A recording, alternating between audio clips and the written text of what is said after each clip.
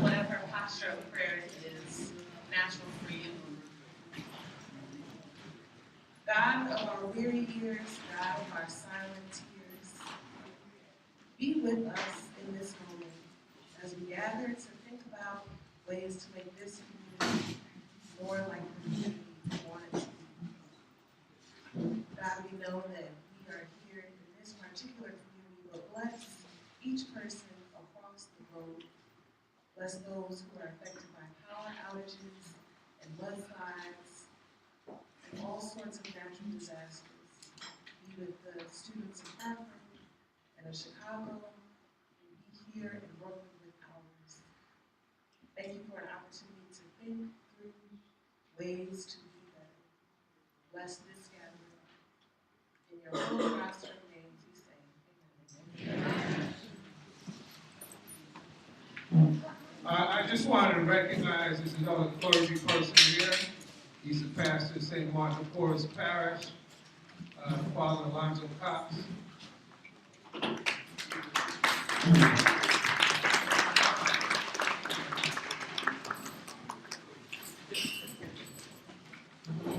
So we have a very long agenda this evening.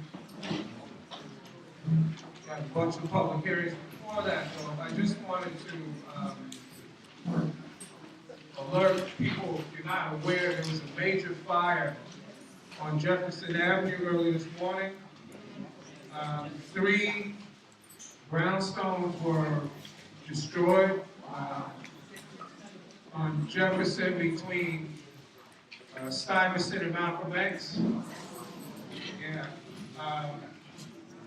And I think it was like an 8 or 10 alarm fire. So if you could please keep the people that lost their homes in your prayers. I think there's footage on the internet. The heat was so intense that the corners melted. The metal corners melted and injured 4 firefighters. So it was an extremely serious fire. Fortunately, no one was killed in the fire. I think it started at around 1 a.m., but everyone was able to get out without losing their lives. But there were some injuries for firefighters. Also, there's just a few issues that we've been working on at the community board.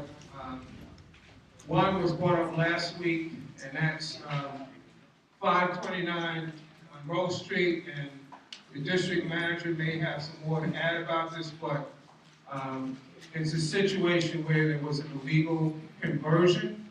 It's a 14-family building, and it was illegally converted to a 43-family SRO. As far as we can tell, without any permits. The city, Department of Homeless Services moved in, they gave a contract to a vendor to provide homeless services. Now, I don't have anything against the homeless, but from all that we can see, it was an illegal conversion. They didn't file any permits. There's an article out today on the Kings County politics. We're trying to meet with the council member. Portuguese, we're also trying to meet with people that are on that block. It's unclear how this could have happened. Apparently, the city agencies aren't talking to each other, so they were able to let a contract from what was said in the article. The landlord's getting $40,000 a month on a contract in a building that had an illegal conversion. So that's something that we're on top of. That's 529 Monroe at the corner of Lewis Avenue. Also, another thing that's kind of strange is that the building sold for $1.7 million, 14-family building, and the address for the LLC is 199 Lee Avenue, which is a notorious post office box address. They have hundreds of post office boxes in there, so people that are trying to conceal their identity, they use that address with post office boxes. So we're on top of that. Um, just want to mention that I attended a borough board meeting. That's a meeting at Borough Hall every month with the city council persons or their representatives, as well as the chairs of all the community boards in Brooklyn. So the last meeting was held on February 6th, and the main agenda item was an informational presentation from the family court. They were talking about what the impact would be on the raise the age legislation. So the state recently passed a law where juveniles are now not going to be adjudicated in the adult court, so it's going to result in an increased burden in the family court. They talked about having potentially about 2.5 times more cases being diverted to the family court. They also mentioned a youth leadership council, which is basically an internship opportunity for young people. So if you're interested in learning more about the family court, we can ask them to do a presentation here. Finally, we've been over the last few months getting a lot of complaints about the Postal Service, and I think Mr. Hartley. So we're thinking about having a town hall meeting on that, and getting Congressman Jeffrey's office involved. So I don't know if Mr. Butler will talk a little bit more about that. So we have a very long agenda. I'm just going to read off what's on the agenda, and then we're going to go to remarks from our elected officials and community partners. So district managers report, then we're going to have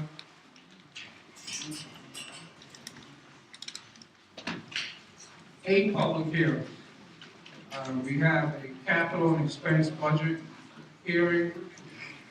We're going to have a hearing coming out of Parks, Arts, and Culture on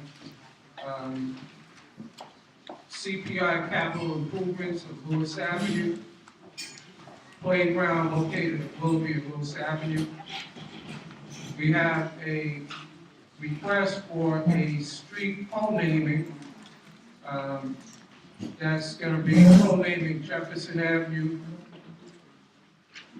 and Claver Place to Edwin R. Woodruff Boulevard. And we have 5 liquor license hearings.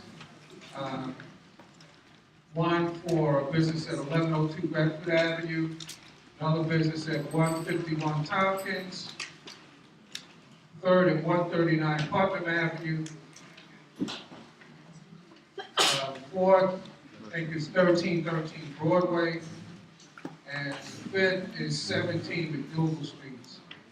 Those public hearings will be followed by community announcements, roll call vote, committee updates and resolutions, and I believe we're going to have at least one resolution coming from the Landmarks Committee.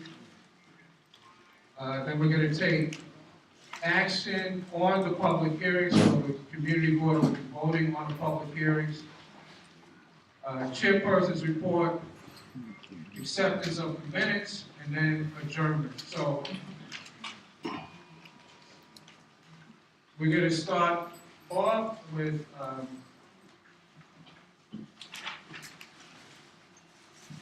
the acknowledgement of elected officials and community partners. So if you could please be ready in this order. From Restoration Corporation, Gordon Bell. From Assemblyman Walter Mosley's office, Emily Mateo.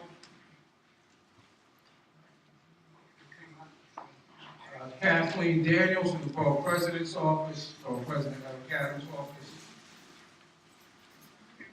Jamel Henderson from Council Member Alika Sanders' office. So please, if you could be ready in that order.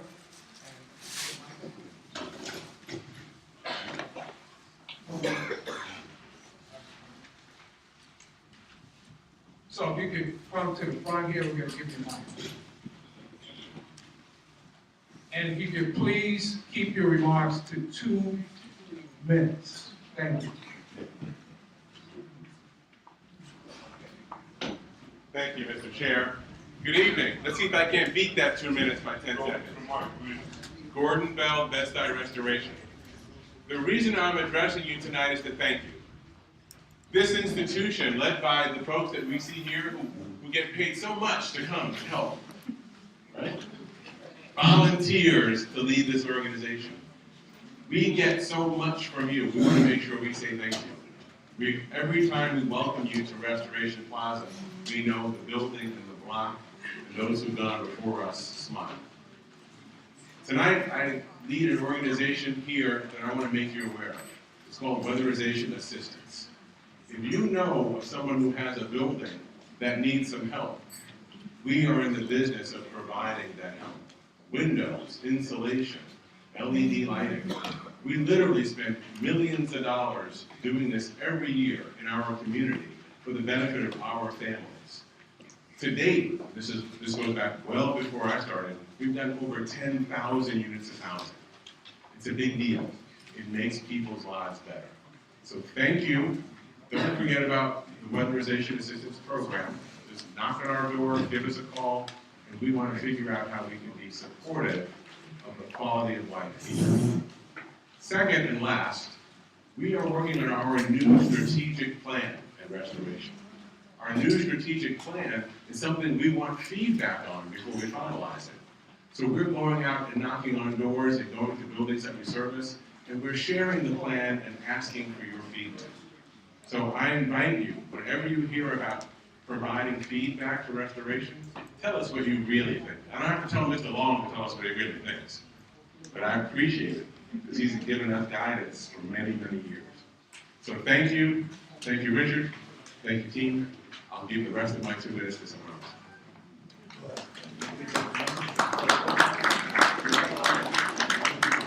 We've been joined by one of our citywide elected officials, so I'm we're gonna skip the order a little bit. So he has a very busy schedule, so please welcome the Controller of the City of New York, Scott Stringer.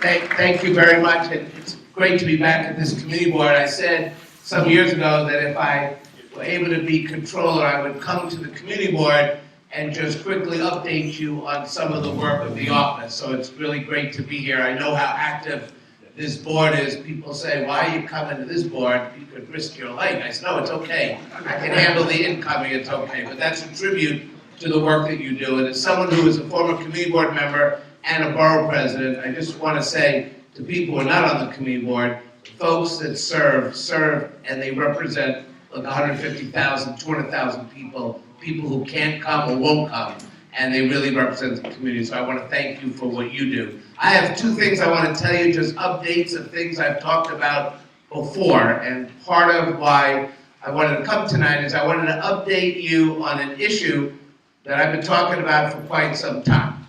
And that is that for all the good of the affordable housing plan of the city of New York, the bottom line is that we are not creating the affordable housing that is affordable for people who live in the community. And you know that as well as I do, but we crunched some numbers. And we looked at some of these rezonings like East New York, and we found that 56% of the residents in East New York could not afford what was being built. But yet we have given developers, many from Manhattan, the ability to build 30, 40-story buildings. They promise some affordable housing that's not affordable. And we're giving away our precious land. And it's having a big impact.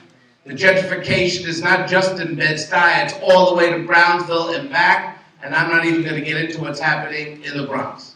We need to have an affordable housing plan that actually is gonna keep the people who built our neighborhoods in their homes. That is the covenant that we've always had. And that is what happened in the 1930s with public housing, the 50s and 60s with Mitchell-Lama, rent stabilization. We have always managed to keep the people who built our neighborhoods in the community, and that's not happening now. So we did an audit a couple of years ago, some of you remember. We found that there were 1,150 vacant lots of land, 566 in Brooklyn. This is land that's city-owned, it's your land. You should get it back. You should get it back. When I issued this audit a couple of years ago, HPD said, too late, we have already accounted for all the land. It's all been given away. We asked, well, who has it? We can't tell you, but all is good. So I said, let me go back and do the audit again. Well, they did get rid of 64 properties. But there's 1,100 properties left. We have got to have a conversation about this today before people can't live here tomorrow. And I want you to know that I want to drum it up because this is where we can build the next generation of affordable housing. 60,000 people are going to go sleep in a homeless shelter tonight. 23,000 are children. There's a solution to this, but we have to act. And I know this community board and Henry and others have been in the forefront. Second thing I want to mention, that while we're getting the land back, I want to talk to you about a program that we have now started in my office after we did an analysis. So let me tell you briefly. So if you own a $3 million co-op, how many people own $3 million? Anybody? 2 million? Okay, well, let's say you did. And you paid that mortgage payment on time, all the time. If you own your apartment and you pay the mortgage, what happens? Your credit score goes to the roof. When your credit score goes to the roof, you pay less money for a car, you get all kinds of benefits, you can borrow money, you got credit cards, you have financial security. That's what happens just by paying your mortgage on time, you get financial security. Now what happens if you live in NYCHA or you're rent stabilized, you don't own an apartment, but you pay your rent on time. You know people have been paying rent for 30 straight years. They never missed a payment. They pay the rent before they bought food, right? What happens to their credit score when they've been paying the rent for 30 years? Nothing. The people who own get the credit score. The people who rent don't get the credit score. I believe if we're going to have justice and by empowering people financially, that has to change. So I am now working with community-based organizations, not-for-profit organizations. Banana Kelly in the Bronx, for example, we're working with 27 buildings. We have now created an opt-in program for people who pay the rent on time, who want that rent to count to their credit score. They're now going to be able to do that. For those people who can't rent, it's time that we give people the opportunity to also participate in the financial world. If you want to open a small business, you need a credit score. If you want to take out a loan to help your children, you need a credit score. You need a credit score for everything. I don't like it, but that's the world. But right now, there are two types of people in the world. One group of people have credit, another group of people don't have credit. I want to take the people who don't have credit, and by just paying rent, we can actually up people's credit score by at least 40 points. 30% of the people who would be in this program would have a credit score for the first time, all because we're paying rent. So this is a new program. We're in the pilot stage. If community-based organizations are interested in hearing about this, hearing what my office has to say, we'll come to your block association, we'll come to your community organization, we'll make a presentation. I believe that in the next couple of years, if we're able to do this with community-based organizations, we will be able to enhance the credit of people. And once we do that, we're going to finally be able to create wealth in every zip code, not just in certain zip codes. And I want you to keep your eyes out for this. I respectfully ask you to do that. So that's all on my plate. Lastly, we were tonight in Brooklyn talking about guns and kids, and I just wanted to tell you personally that for many of you who are parents and grandparents, I cannot even imagine your feelings when you watch your children go to school. I happen to have a child who's in kindergarten, and I know, don't.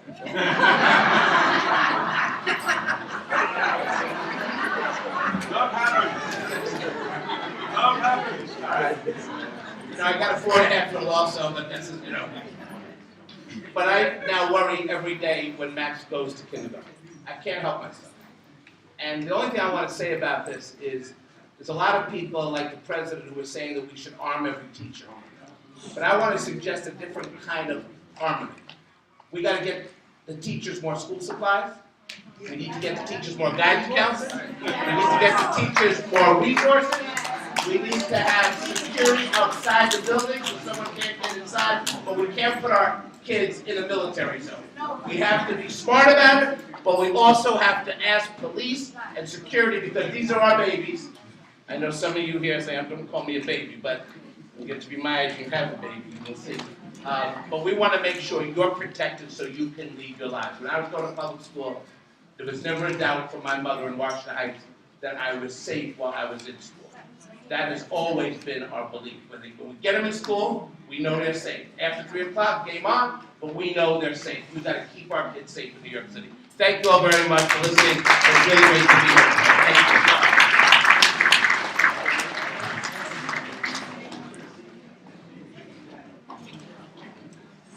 So,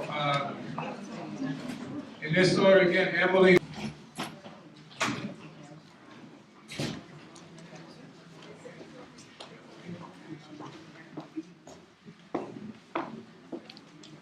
I don't think I need 2 minutes. My name is Emily Mateo, and I'm a real You can't hear it? No, we can't hear you.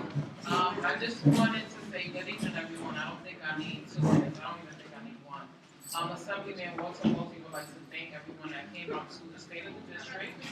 And also, he has provided 2018 parking calendar. I left them outside so if you guys are interested, you can definitely grab one. Thank you so much and have a good day. Thank you.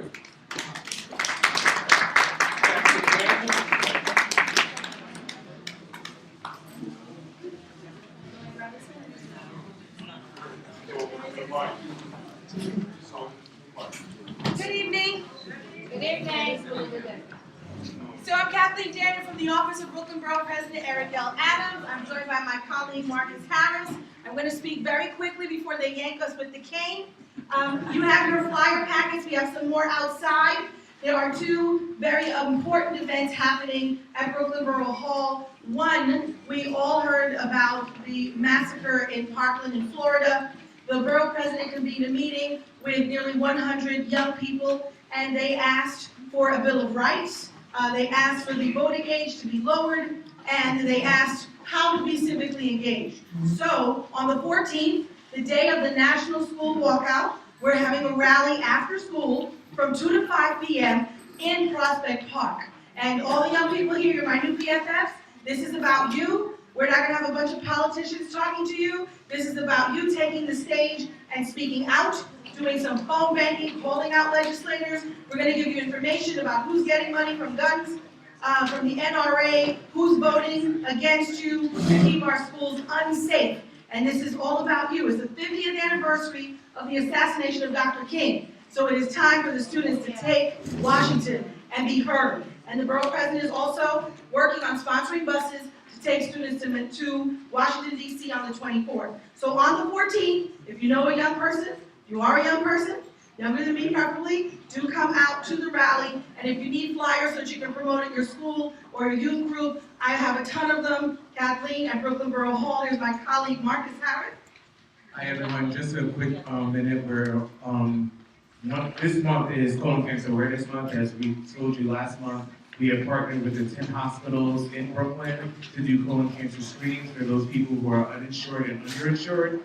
We have a flyer in the front, so just grab it. There's a phone number for you to do the screenings. You will be calling our office to do them. Just so you know, if you call the office to set up a screening and you are insured and over the age of 45 for African Americans, 50 for everyone else, we will direct you to your primary care physician.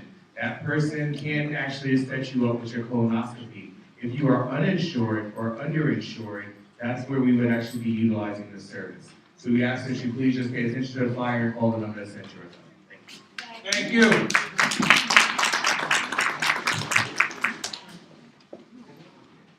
Good evening, ladies and gentlemen. Protocol already being established. My name is Jamel Henderson. I bring you greetings on behalf of the Honorable Alika Anthony Samuel, our new councilwoman of the 41st District in Brooklyn, where hope is inside. Can we give her a big hand for her new service for the new district?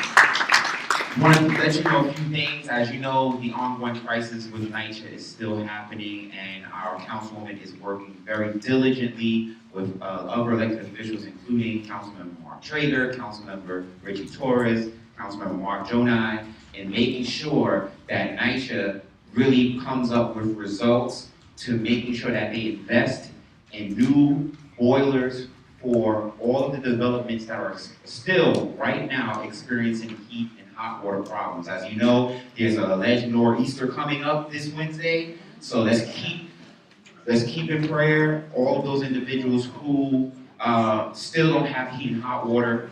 Please, if there's any NYCHA residents here, or if you know any NYCHA residents here that are still experiencing hot water problems, please contact our legislative office, which is 212-788-7387. Again, it's 212-788-7387.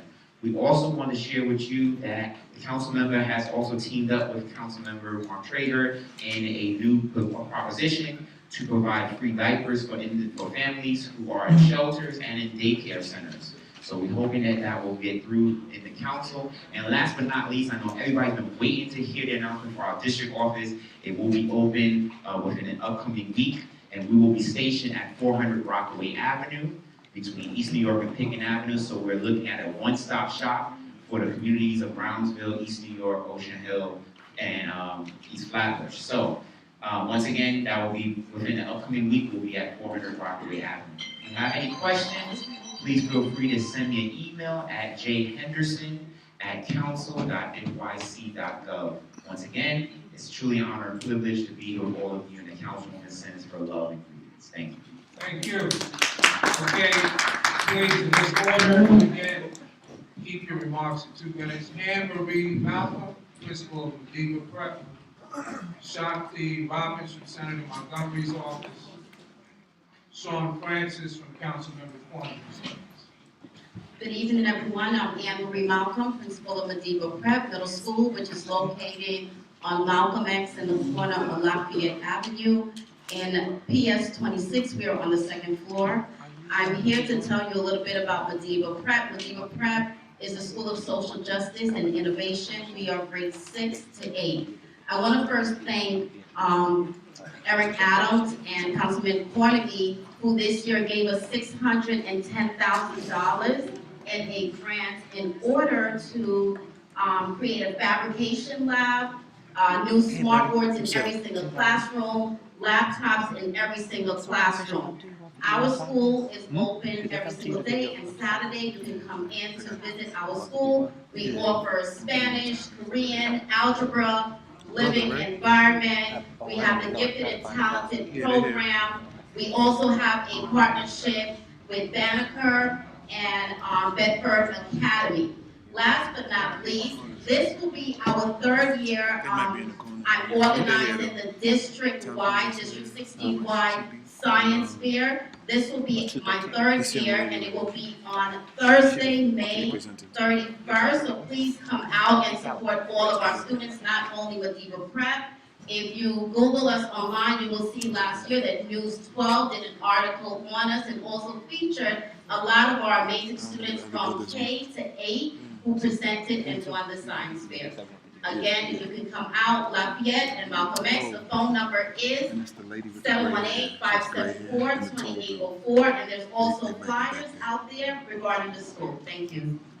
While we're waiting for the next speaker, It might be. I acknowledge think so. retired Judge I don't Willie think so. State, No, they Lewis. charge of Brooklyn Legal Services, Judge State.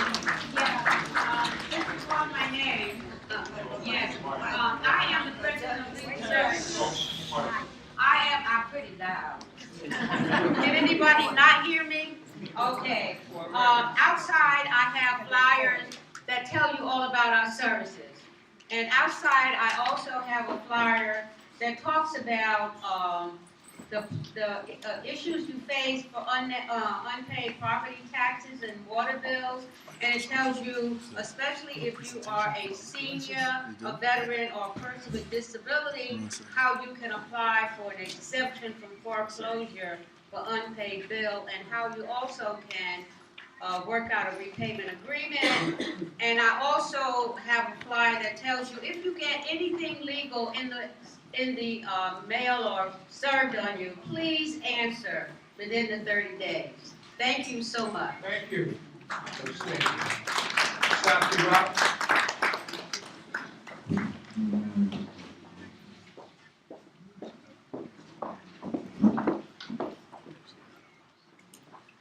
Good evening, everyone. My name is Shakti with Senator Montgomery's office. I just want to talk to you guys about a few opportunities for youth this summer. Of course, don't forget the summer youth employment applications are still open. The deadline is approaching for youth 14 to 24. Minimum wage, I believe, is $13 an hour now, so not so bad. Also, the Brooklyn Navy Yard has an internship program. The deadline is coming up April 2nd. They have a lot of things going on in the yard right now. They're very dedicated to placing youth directly in industries. They have film, media, communications, engineering. They're very STEM focused. They have culinary arts. They have resident artists. So there's a lot going on. I printed out the application. So if you know anyone who is I believe it's, it's for, I'm sorry, incoming college students and college students. So if you know any high school students who are graduating, about to go to college, or they are currently in college, please talk to me. I printed out the entire application. You can get them from me. And also I want to talk about the CUNY internship programs, and we're very fortunate to have a new intern in our office, Monica. She is here with me.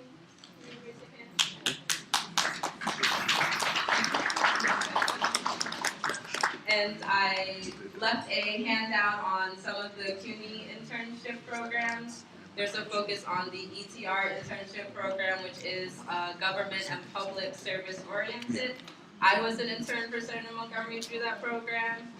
We have a lot of elected officials who are fellows through that program, and also interns. So it's very important. It's a great way to get your foot in the door. They have programs pretty much all year round, summer, fall and spring semesters.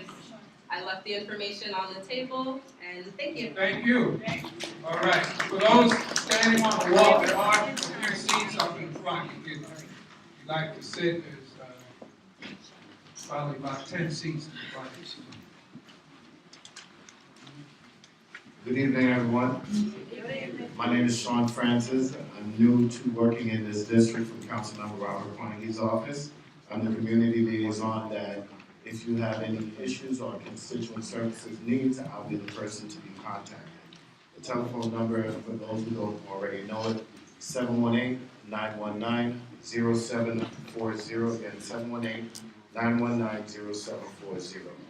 I just need to make a couple of announcements. I know we have a long list of people tonight. Tomorrow morning, Councilmember Robert Carnegie's office in association with Interfaith Hospital will be doing a free flu testing tomorrow. That's here at Restoration Plaza from 10 a.m. to 2 p.m. and that's for free flu shots. Also, this Thursday night, 6 to 9 p.m. on the Community Room 2, we'll be doing our participatory budget poster making. As we're coming down to the site, I'm working closely with Ms. Zimmerman, Stephanie, who has been one of the forefront leaders of this program. So we look forward to those who want to come out and join in the poster making. And that's this Thursday from 6 to 9 p.m. I also left some flyers of our services, also our age-friendly initiative for all the seniors that can get benefits and discounts from our local businesses. And again, I won't take up your time. Again, I'm new over here. My name is Sean Francis. Call the office. Get to know me. Thank you. Thank you, Sean. If you would please maybe line up over here in this order. Nicholas Perry from the Controller's Office, District Leader Olaniki Olave, 57th Assembly District. Deputy Inspector Minch, did you want to say anything? Okay, so just let's acknowledge Inspector Minch with also Police Officer Charles from the 79th Precinct. Thank you.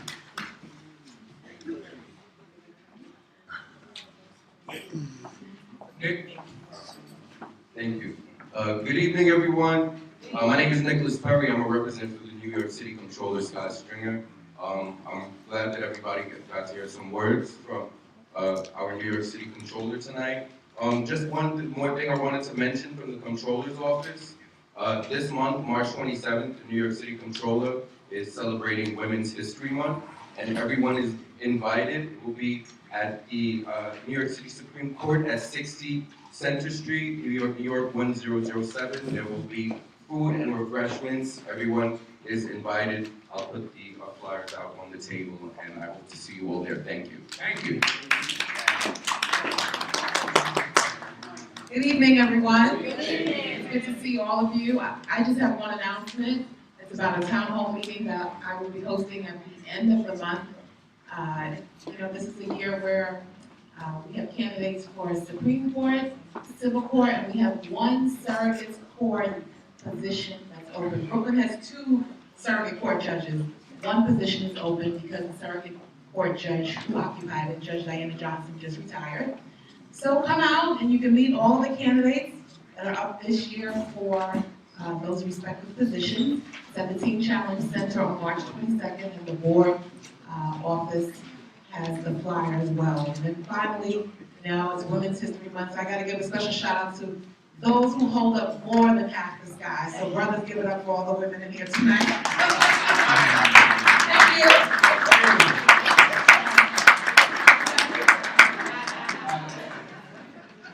Detective Narcisse and Officer Davis, are they here? 81st? Let's acknowledge them. Detective Narcisse, Officer Davis from 81st. Sharani Perry. Sharani Perry, Director for Community Relations, Interfaith Medical Center. Okay, please be ready in this order. Shakira Shaheed, Delta Sigma Theta. Daniel Fisher, President of 81st Precinct Council. And Lynette Rogers from Brownstones, in that order. Good evening, everyone. I'm a member of Delta Sigma Theta, Sorority Incorporated, the Brooklyn Alumni Chapter. My committee project, our team, we're actually doing a book drive to benefit the McDonough family residence, which is located on McDonough Avenue. My committee, we're actually going to build them a library in their computer room. So that's going to include us donating books and also providing the bookshelves. We'll be doing that on May 19th. So I am asking that members, the board members, please bring a book to the April and May community board meetings. Also, I will be in the community board office this Saturday from 11 to 3 collecting books, and also next Saturday from 11 to 3. We're looking for young adult and adult fiction books. Just let you guys know, I believe the Department of Homeless Services said that they were going to start putting libraries in every homeless shelter, but we beat them to the punch. We had already decided to do this, and we're going to continue to do it. So this is actually a minority-owned organization that got the bid to provide homeless services, and we want to assist them in our community. So we are asking that you donate books. Thank you very much. Thank you. Thank you very much. Good evening, everybody. How y'all doing tonight? Good. Daniel Fisher, the president of the Edinburgh Precinct Community Council. And first wanted to say thank you to everybody who came out. This past Saturday night, we had a wonderful performance of August Wilson's 2 Trains Running at 1958 Fulton Street at 5:30 p.m. It was a wonderful performance. It was well attended, and I thank you for the community coming out. We're doing more things for our community. We want to bring more things here. So that's one of our big charges and missions. And it was a fundraising event, and our mission goes for the seniors and the youth. So without further ado, let me invite you all out next Tuesday, March 13th, to our general meeting at 7 p.m. Again, held at the Multi-Service Center, which is located at 1958 Fulton Street. Our big topics, as always, we cover a safety slant, obviously with our commanding officer, Deputy Winston Faison, who does a lot of the, who gives a big update and information on the crime statistics that are continually going down in our community. Let's give a big round of applause for that. The crime going down. You'll always get that kind of information. But also, as we move into March and April, we have the tax lien coming up. So we invited members from the Department of Environmental Protection to come out and talk about your water, sewer charges, and the tax lien that's coming up, which we always partner with the brownstones, and you'll hear from the president in a few seconds. So again, that's on this next Tuesday, March 13th at 7 p.m. at the Multi-Service Center. I want to also thank everyone who came out to celebrate our detective genius who just retired. We had a wonderful event for him on February 23rd. It was a great time. We wish our brother well in his future endeavors. Again, I'm Daniel Fisher, and I look to see you at our next meeting. All right. Rogers, to be followed by Stephanie Zinnerman, and then Claudia Norman. Stephanie's hard to follow me. Good evening, everybody. I'm Lynette Lewis Rogers, the president of the Brownstones of Bedford-Stuyvesant. Exactly 2 years ago this month, the Brownstones of Bedford-Stuyvesant held a forum in this very room talking about deed fraud, about the fraudulent ways that our homes are being taken away from us. We had a wonderful meeting. 300 people filled this room. Many great presentations, great information. We thought we were done. Guess what? We're not. This Saturday at 10:30 at Interfaith Hospital, we will again be holding a forum talking about deed fraud because it has not gone away. It's gotten worse. It's gotten different tactics, but we're still in danger of losing our homes by unscrupulous means. So please come out this Saturday, 10:30, Interfaith Hospital. We're going to have guest speakers. In fact, Richard Plateau will be there from the community board. We also have representatives from the DA's office, from the Borough President's office, from the Department of Finance, from the Sheriff's office. You need to hear what's going on and the different ways that we can hopefully tackle this. Again, it's this Saturday, 10:30, Interfaith Hospital. Also in April, I believe the date is April 25th, we will be holding a health night. We, councilmen, Brownstones, and other community organizations will be holding a health night because it's tax lien time again. We've been looking at taxes and water bills that have not been paid. And again, when you on a lien list and you're in danger of losing your home. Brownstone is in the forefront of this along with the councilman's office. So April 25th, you'll hear about it next month. But April 25th at Restoration, Health Night for tax lien and water bill. Thank you. Thank you. This is Emily, and we are here with the NAACP to talk about civic engagement, especially among our young people. We have a youth council, and we are always looking for additional members. This coming March 19th, which is a Monday, we're going to Albany. Everyone who has conversations in your community groups, at your block association, in the hallway, and you're complaining about an issue, this is the time to get off the bus and do something about it. Our schools need additional resources. We have serious issues with foreclosure in our neighborhood. There are a number of issues that we need to tackle together as a community. So we invite you to come out on March 19th, 6 a.m. Come see me afterwards. I'll give you the rest of the details. Call us. I gotta give it to Melanie. So we're also working on our Get Out the Vote initiatives. There are going to be special elections this year as well as midterm elections that we want to definitely have representation from all of our low and I would say, our low voter turnout communities. So we're working on a great initiative, and we need the support of the community. We are looking for organizations and individuals that are interested in helping us with our phone banking and canvassing in these communities in which there is low voter turnout. So if you are interested in helping us on those initiatives, we have a special interest form. We want you to just sign your name, your information, so that we can contact you about these very important matters. Thank you so much, and continue to have a great evening. Thank you. I think we have just two more people. Karen Cherry from Assemblyman Eric. Good evening, everyone. Good evening. Thank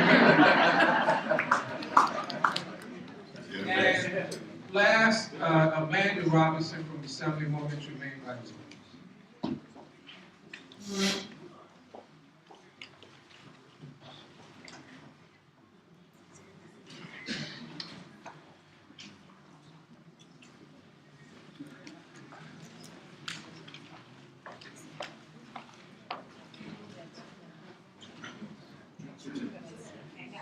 Good evening, everyone. My name is Amanda Robinson. I'm the constituent services person for Assemblymember Jermaine Wright. I only have 2 minutes, probably less now, so let's get through this quick.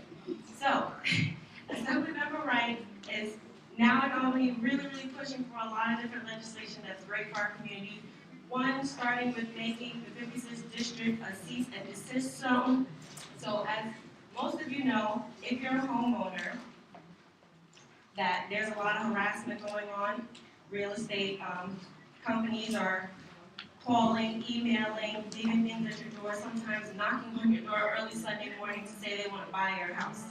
So I have some forms out there. Please keep a record of all of those things. Bring them to our office, mail them to our office, scan them and email them if that's what you have to do, because we need evidence to show that this is happening in order to make this district a cease and desist zone. Do that. Next, 4 different legislation that is being pushed right now in Albany. We have fact sheets out for, so you can see for yourself, see if you want to support it. If you do, now's the time to start writing those letters and sending them to Albany so that we can really get it supported. Those include the notice to adjoining homeowners, a construction bill, a bill to expunge stop and frisk arrests, a bill to decriminalize turnstile jumping, and a disabled veterans benefit bill. So these are all very good. You should all take the fact sheet. They look like this. They're out there on the table. Everybody on the side. Take those on your way out. Lastly, our office is hosting a Women's of Distinction Award this month in honor of Women's History Month. And throughout, well, actually, no, it's in April, sorry. And throughout the month of March, we will be having a nomination season. These forms are out. We'll also have online versions being launched this week as well. If there are women in the community that have really made an impact, really like to give back and things like that, you want to nominate them to get an award, do that. Because that's what we want to do. We want to honor women who make change. That's what I have to say. Thank you. Okay, we'll move to the next part of our agenda, the report from the district manager. Good evening, everyone. I just want everyone to know that I was actually out on jury duty last week, but I am back in the office starting tomorrow. So if anyone needs to reach me by email or phone, I will be back in the office tomorrow. Mr. Flaxo gave a report earlier about 529 Monroe. This is an email sent from HRA to one of my sources. The building operator did not submit the request to amend the certificate of occupancy to the Department of Buildings. Due to his failure to do so, HRA is initiating the process of relocating these residents effective immediately. Now, this was submitted, emailed on Friday. The reason the building operator did not submit the paperwork to change the C of O because they cannot change the C of O. You cannot turn Class A apartments into single room occupancy. You just can't do it. So this situation where we have HRA, HPD, Department of Social Services, everybody's pointing fingers at one another, and no one's taking responsibility for this. It's hard enough for us to resolve issues in the district, but when the city agencies are complicit in a matter, it makes it even more difficult. So I just want everyone to understand sometimes the situation that we're dealing with when we're trying to get issues resolved for you in the community, that sometimes it's just not the person that's right in front of you. Sometimes it's the city agencies that we're having a difficult time with, who are complicit sometimes in these situations. Also, you mentioned about the post office. We're trying to do something in the month of May with the post office and with Congressman Hakeem Jeffries to have a town hall sometime in the month of May. Obviously, we'll keep you updated on that. Also, the Borough Parks Commissioner will be doing a tour with him of all the parks within CD3 to see those that are done, those that are not done, those that need refreshments, those that need total reconstruction. We'll be doing that tour with the Borough Parks Commissioner sometime in April. Also, real quick, a neighbor of mine had someone knock on their door just the other day, claiming to be a Con Ed worker, and was insisting coming in to read their meter, even though they have the automatic meter readers in their basement. But he kept insisting, and then said, well, if you don't let me in, you're gonna get fined $100 by Con Ed. She didn't let him in. Then when she called Con Ed, they said, no, that's not one of our workers. We don't do that. We're not gonna fine you for not letting us in. So I'm giving everyone a heads up. Please be aware of that. The fake Con Ed and the fake National Grid workers that are out there in the community. And please keep an eye out on our seniors, because that's what they really like to target, our seniors. And that is my report. Thank you so much. Thank you, Mr. Butler. We're gonna move on to our public hearings. So first one is from the Capital and Expense Budget Committee. The budget coordinator, TJ Wilson, will be giving a report and holding a public hearing on preliminary budget for fiscal year 2019.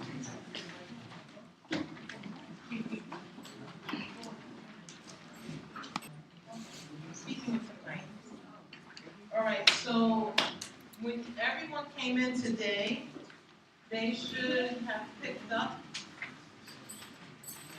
this handout, and if you didn't, please do on your way out.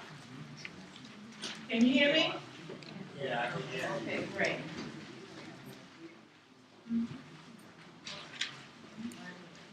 All right, so I'm going to go through this very quickly. There were 23 capital budget items submitted, 25 expense budget items submitted. Of that 23 capital, there were 2 that were previously funded, and there was 1 that was partially accommodated. Everything else was not accommodated of the 23. So there were 3 items that were either funded or partially accommodated. Everything else was not. Of the expense, there were 25 items that we submitted. Of those 25, 2 were previously funded, 6 were funded, are to be funded, and are accommodated, and 4 are to be partially funded and accommodated. That was 12 of the 25, the rest of them were not funded. So this sheet that I put together is a summary of items, top 10 capital items and top 5 expense items. And of those top 10 capital items, 5 have no funding, although the agencies agreed that with the request, they have not supplied us, they said that funding is not available. Of the 10, 1 will be accommodated partially, 1 requires additional information from the community board, 1 has already been funded, and 1 requires the board to directly contact the agency. Of the top 10, that's the result. Of the top 5 expense requests, 2 were funded. No, 2 were not funded. 1 will be partially funded, and 1 will need to follow a different budgeting process. As an example would be RFPs or funding from our local level, officials. 1 was already funded, and that's, 2 were not funded, 1 will be accommodated in part, 1 will be funded. So that's the top 5. So the sheet that I handed out has the top 5 items for expenses and the top 10 items for capital. Now, the items that fell below the top 10 for capital and the top 5, what I'm going to do, I'm going to work with my other budget coordinator and we're going to send it out to different committees. If you want more information about these budget items, you need to come to a committee meeting so you'll have some information. Okay? One of the things that I would like to highlight is the sanitation garage that was funded, and we are going to work with the infrastructure committee on being on top of this for the community. And the second item I'd like to highlight is the Sumner Armory. That still is up in arms. Not up in arms. We're still trying to get some kind of headway on that. The response from the agency, which is DHS, is that this request requires further study. So those are really the top 2 huge issues. I mean, there are other huge issues too. But again, like I said, they're going to be distributed amongst the community, the community board committees. And please say you to come out to the committee meetings to get more information so that we can stay on top of this for our community and on top of this with the agency. Okay, are there any questions? And I'm assuming that C at the end is for capital fees for expense. I'm sorry. And C at the end of the numbers for capital. Right, and the E for apologies, expense. right, the E's for expense. So the Okay. numbers from the tracking code that identifies what's like Chairperson Blackstone said, anything that ends with the E is the expense, and anything that ends with the C is capital. Capital is brick and mortar, expenses administrative type services, or police officers, enforcement, things like that. Are there any questions from the community board? Okay, you have a question. You can give your name. Oh, Simone Pratt. Quick question. So the request that requires further study for the Sumner Avenue Armory, is it for a homeless shelter or for community use? Yeah, it's for both. I mean, because it right now it's currently being used as a homeless shelter, but the community board and community residents, the community at large knows that it's large enough to maintain activities and in addition to the shelter. So we're trying to work something out, we're trying to work. It's not an emulate park slope. Any other questions from the community board members? Questions from the public?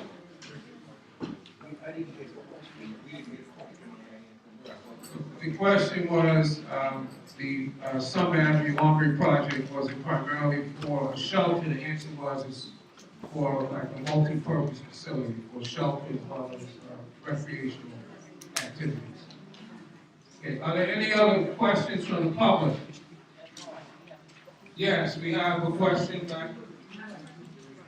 a comment or statement. If you could please give your name. Yes, Stephanie Zimmerman. The state representative did request a budget for the feasibility study. So that request has gone in, so we should be hearing at the end of the state budget season if the money has been granted to start the feasibility study for some. Thank you for that update. Any other questions from the public on the capital expense budget submission? Okay. All right, if not, that concludes the public hearing on the capital expense budget. We're going to move on to our next public hearing. Coming from Parks, Arts, and Culture. Marion? No, okay, our chairperson is out today. Okay, so that's going to be introduced also by TJ Wilson TJ again. Wilson.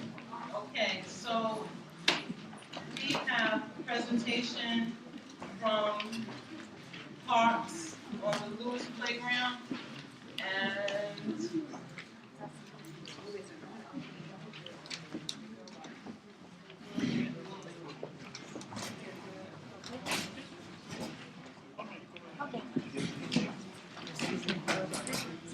I'm coming.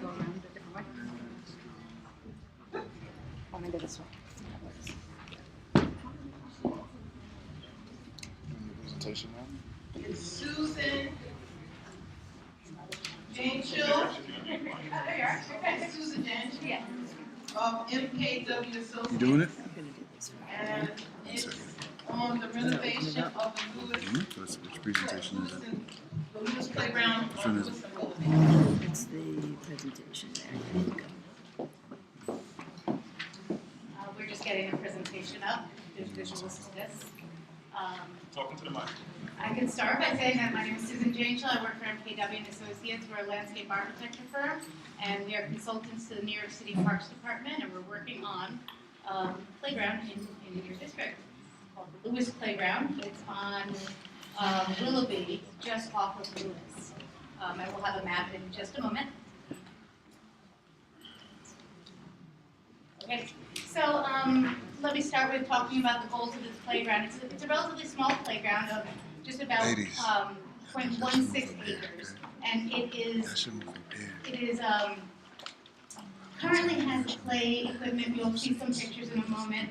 But the goals of this playground project, as you see up here, are to provide active recreation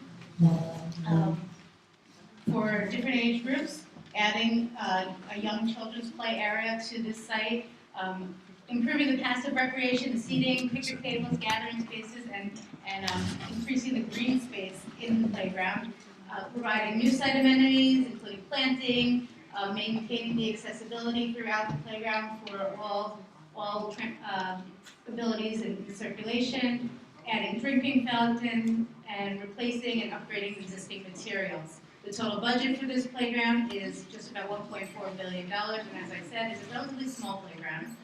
You see up here that it is located, as I said, just off of Lewis Avenue on Willoughby. It's a little pocket park. If you haven't seen it, it's a really nice little space. Currently, it is within, you see this graphic shows you the land use of the area. As you all know, it's very much a residential neighborhood, which is indicated by the yellow and orange colors that you see there. And then you note also, actually go back one slide. You know where the site is, that rectangle that says site. Right across the street there is institutional use, which is a school area, and it actually is used by school children during the day for their recess and for the gym classes occasionally. So this graphic shows you the location in the center of those circles of this project, and the green areas show you the other nearby playgrounds. The interior circle is a 5-minute walking distance, and the exterior circle is a 10-minute walking distance. So you can see there's no other play areas nearby within a 5-minute walk. So that's what makes this an important playground to really focus on. You notice that within a 10-minute walk, there are a couple of playgrounds, including the Jesse Owen playground, which I believe is in construction right now, and that's one of the playgrounds that my firm has worked on as well as the Stockton playground, which is just outside that 10-minute radius. So here we see a plan of the playground, the existing playground. On the bottom is Willoughby Avenue. The entrance is where that pink arrow is, a central entrance that goes through a 7-foot-high fence. So the 7-foot-high fence really demarcates this barrier between the playground, so it's safe, it's able to be locked, but it's also, you know, a little bit of a barrier, and 7-foot-high is pretty high. There are two elevations. There's when you walk into a street level elevation, and then there's a wide stairs that lead up to the active play area with a playground equipment that's a little bit dated. I believe it was just about 20 years ago when this playground was constructed, and that's when the play equipment was added. It's an interesting space in that it's very symmetrical, very designed, but almost to a fault because of the symmetrical qualities of this play area. Is almost a wasted space in terms of the ramps. If you see there are 2 ramps, there's a lot of area for running around, but not that many functional play equipment uses right now. Now we're going to have a couple of slides to give you some idea of the character, the existing character. It's unique that there's a bluestone pavement on the sidewalk that leads into the play area. As you see here, you're looking at that 7-foot fence with a wide gate and the bluestone area at the lowest level of the playground. This is one of the 2 ramps that exist, and one thing that I wanted to point out, if you go back there, one of the things that was really important, the wall there, the concrete wall which blocks the visibility of the ramp, that could be seen as a safety issue, that could be a place that people could hide and do whatever they want to do behind the concrete wall. Anyway, okay, so this is the play equipment that exists now, which is in fine condition, but as we said, it's relatively dated. It's not the most recent of construction, and there's a lot more interesting equipment out there that you'll see in a little bit. You see there's a big, large area, almost too much play surface for the necessity of the fall. The purpose of the play surfacing is to protect from fall, but there's so much of it that's almost too much. So here you have the tree survey that is provided by the Parks Department. Their forestry goes out and assesses the trees that exist on the site. Many of the trees that are there will stay. You can see there are 2 X's. Those are trees that have been deemed either damaged or not viable, and those will be removed, and there will be more planting that's coming in. Here we have a site analysis diagram, and what I wanted to point out here is those blue spots there. Those are damage to the safety service area that indicates that there is some drainage issues. So probably because it's such a flat area, maybe it wasn't graded enough in a slant to let the water drain off of there, and that's what's happened, that there is damage to the existing safety surface. I also want to point out that in the back there, if you enter into from Willoughby Avenue and you continue up all the way to the back of the site, there is a large area of planting that's relatively well established, but can use some pruning, can use some increase in planted vegetation to create that green wall at the back of the site. So what we did with Parks Department, we had a public meeting, a scoping meeting, I believe it was October 23rd, and we spoke with the community, and we had kids there, we had adults there, we got opinions of what should be in this site. And as you can see at the upper left-hand corner, a big part of what people wanted was to see active play. And then the purple indicates site amenities, including additional seating. Some children asked for a pollinator garden, so butterflies and to actually see what's happening from what they learned in their classes, in their science classes. And while not everything that was requested in terms of active play could be fit into this 0.168 acre site. We think we've done a pretty good job, as you'll see in a second. Here we have the plan view of what we're proposing to put in this playground. I'm gonna go quicker. So quickly, what you'll see here is that there is 5 to 12 play equipment in the larger space. The smaller play equipment to the right-hand side is a 2 to 5 play equipment. What we've done here is we've kept the 2 different levels, but we've captured a lot more space for vegetation. We've created a classroom type area down on the bottom right-hand side with a black chalkboard walls that can be colored on and erased. And then there's a nook for seating just below the staircase. We're provided 1 ramp without that concrete wall. And as you see, some benches and tables for seating. Here are some sections that are cut across the play area that you'll see. Wellington Street is to the left, the back of the playground is to the right. If you want to go on to the next one. And this shows you a little bit of the character of the site where the change in elevation is transversed by these stairs and some play elements, as well as some extra shade trees, because it is a pretty sunny site right now. Here's the play equipment that's being proposed for the 2 to 5 and the 5 to 12. This represents the fencing that is going to be included. The green represents a very low fence that's just an edging for the planting to protect the planting. And there's going to be a 4-foot steel fence along the street, which is still lockable, but is a little bit less intimidating for the passerby to come in. Here's that 2-foot 6-inch fence and the 4-foot fence, and some of the elements of the furniture that will be on the site.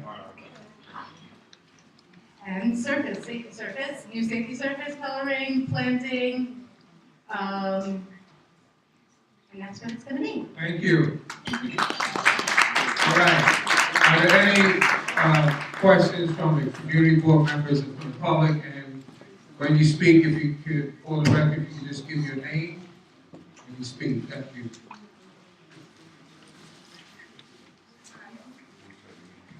Hi, my name is Janelle Smith. You mentioned that the park, the playground could be locked. Will it be locked? Will it be accessible at all hours? I believe To everyone in our community?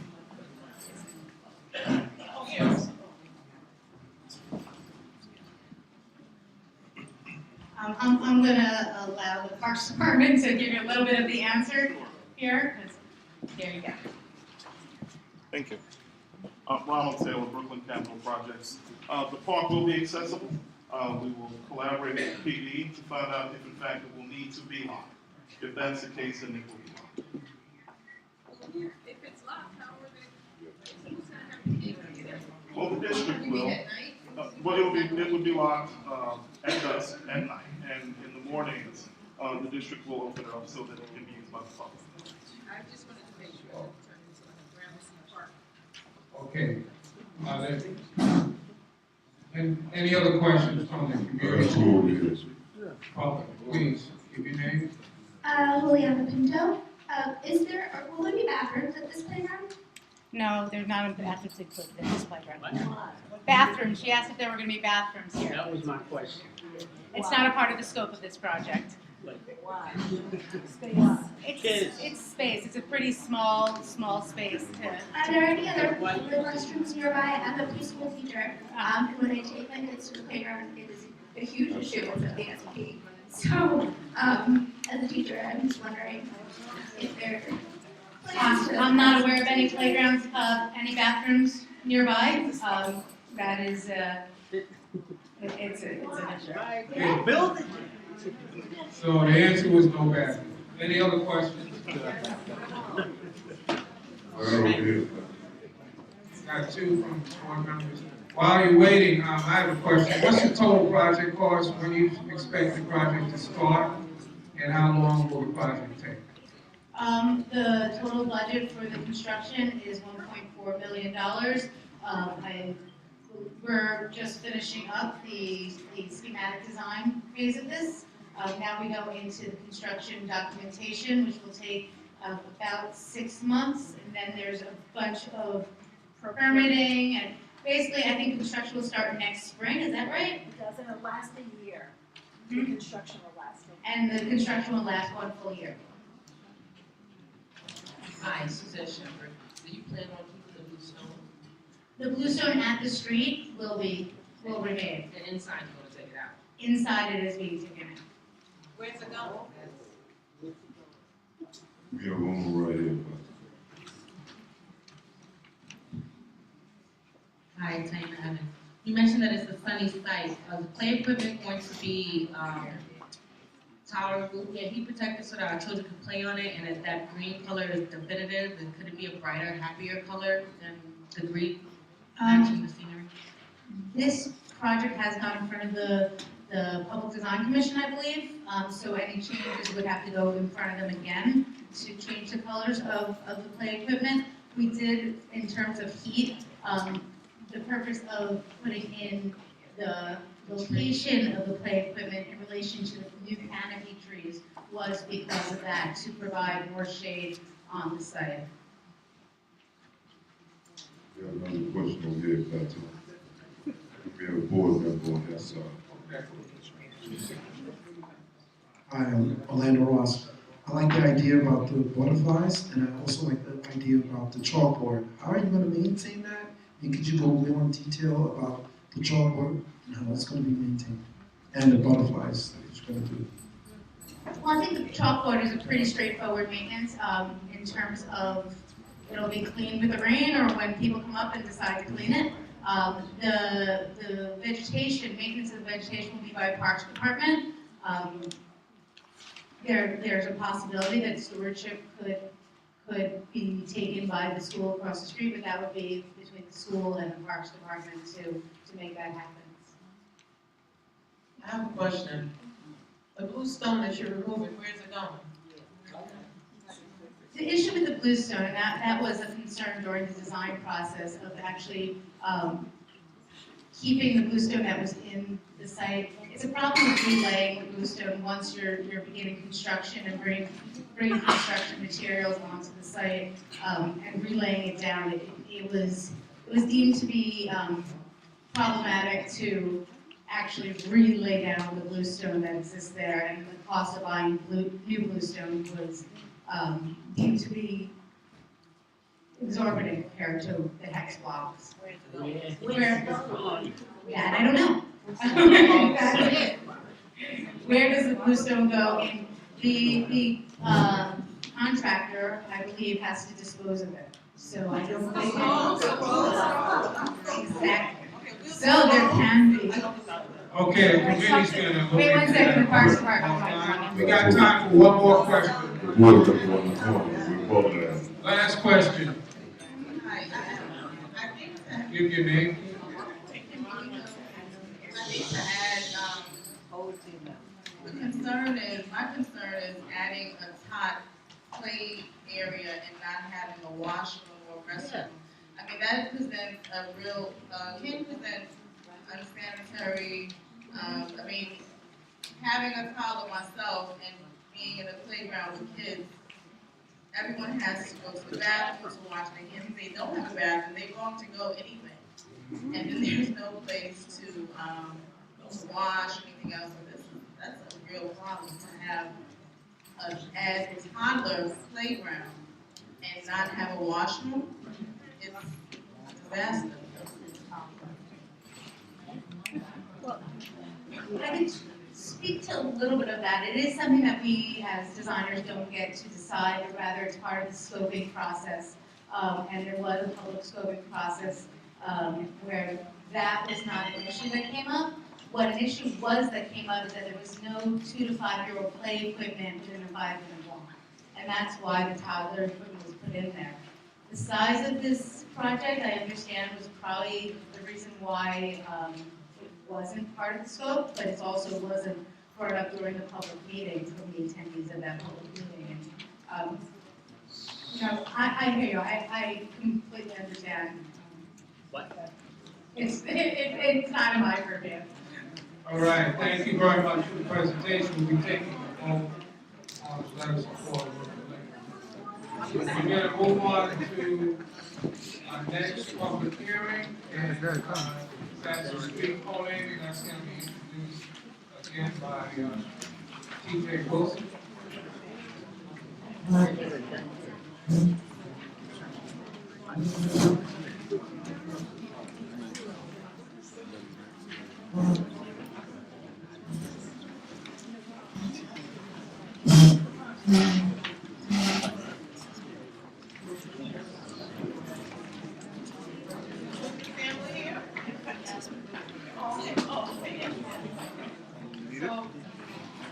Hello? Good evening. What's up, boss? So tonight, we are Presentations presenting require a the projector? request for letter of support for they the do. co-naming of Jefferson Avenue and Clavel Place to Edwin R. Woodruff Boulevard. And the history of Mr. Edwin R. Woodruff will be presented by his daughter, Ms. Jefferson and Clavel. They should have made y'all go last. They should have made y'all go last. Yes, Jefferson between Claver and Franklin Avenue. So the presentation is going to be given by the daughter of Mr. Yes, right, Ms. Lee would be.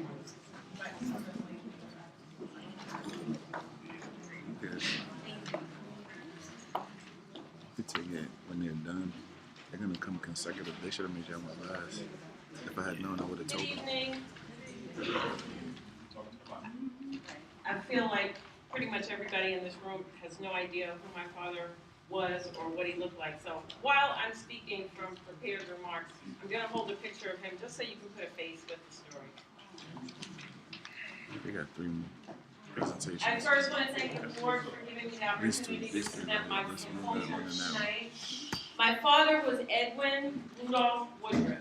He was a former resident of Brooklyn, and I'd like to say just a few words on why my family and I wish to present him as a proposed honoree for street naming in District 35.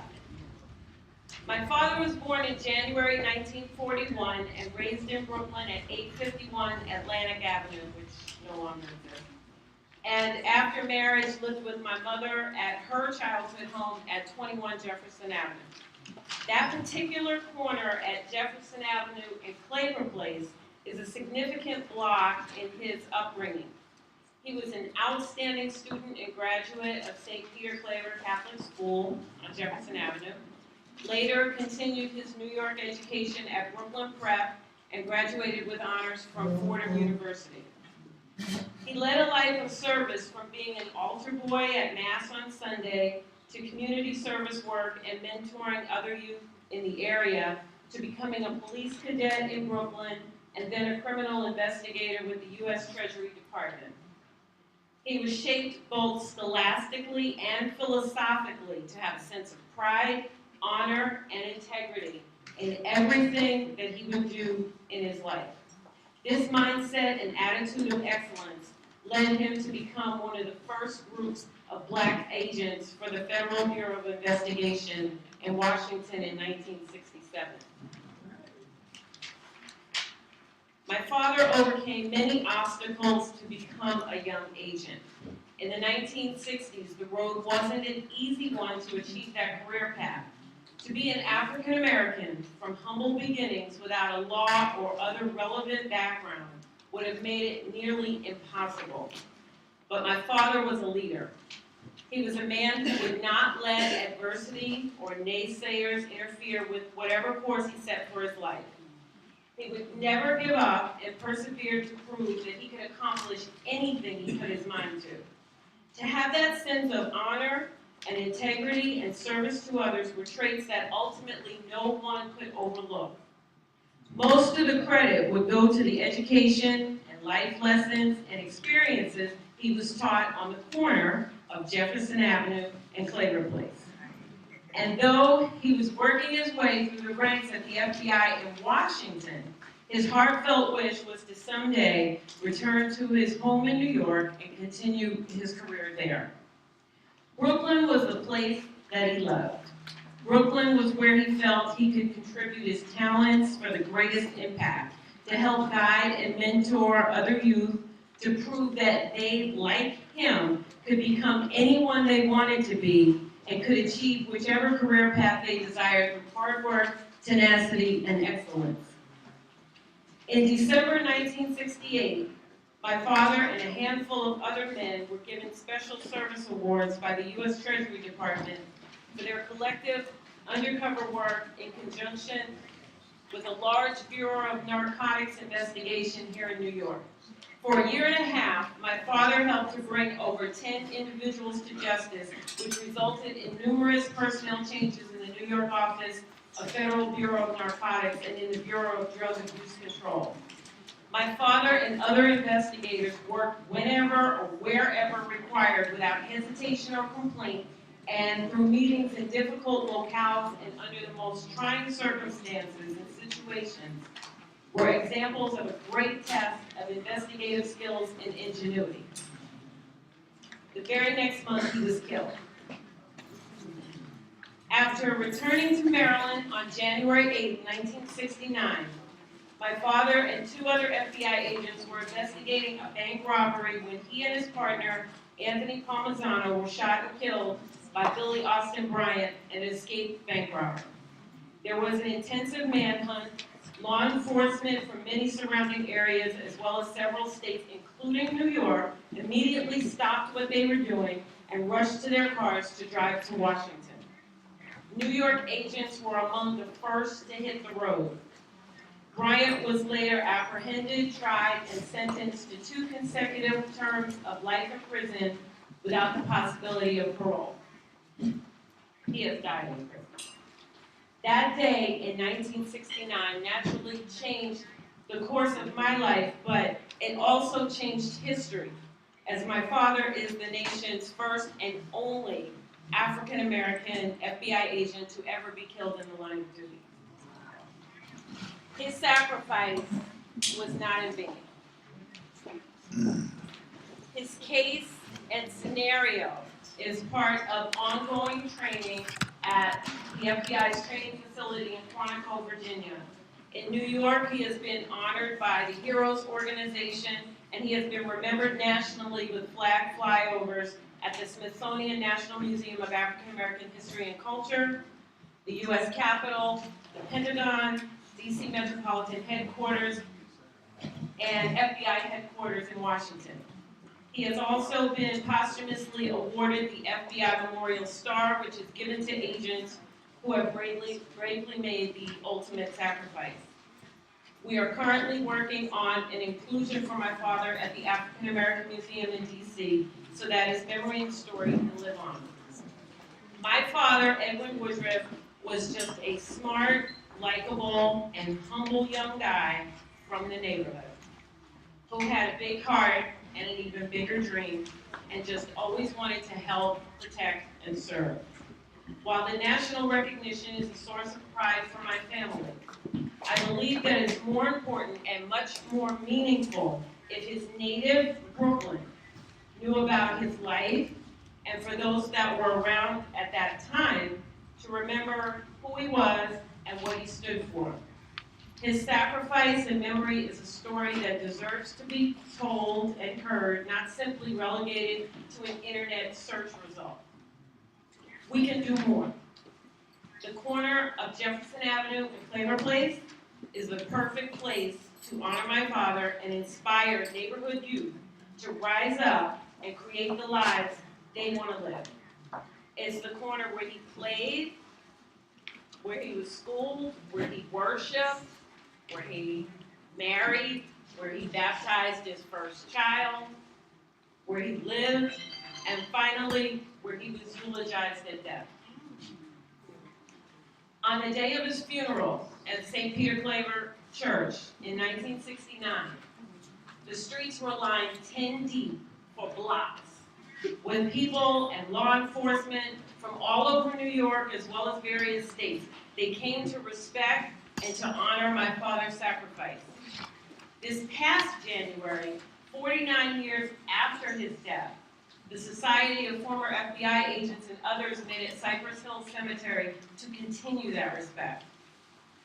I have the overwhelming resident support of the tri-block area of Jefferson Avenue, Flavor Place, and Franklin Avenue, as well as many other individuals and organizations who actively support this endeavor, and many of them are here tonight, so thank you. The largest and most visible structure, which sits directly at the corner of Jefferson and Flavor Place, is St. Peter Claver Church, and they have also given the support of the parish as well. I am both humbled and encouraged that so many people share my determination to help make this dream a reality, and I'm hoping that you will too. I believe with all my heart it would be a fitting tribute to a local Brooklyn native and a legacy for all, especially young African Americans. It is my great hope that the board will agree and grant a unanimously favorable vote to co-name the corner of Jefferson Avenue and Flavor Place Edwin R. Woodruff Boulevard. The 50th anniversary of my father's death will occur next year on January 8th, 2019. And after 50 years, I believe it's time. Thank you. One question from a board member. Please give your name.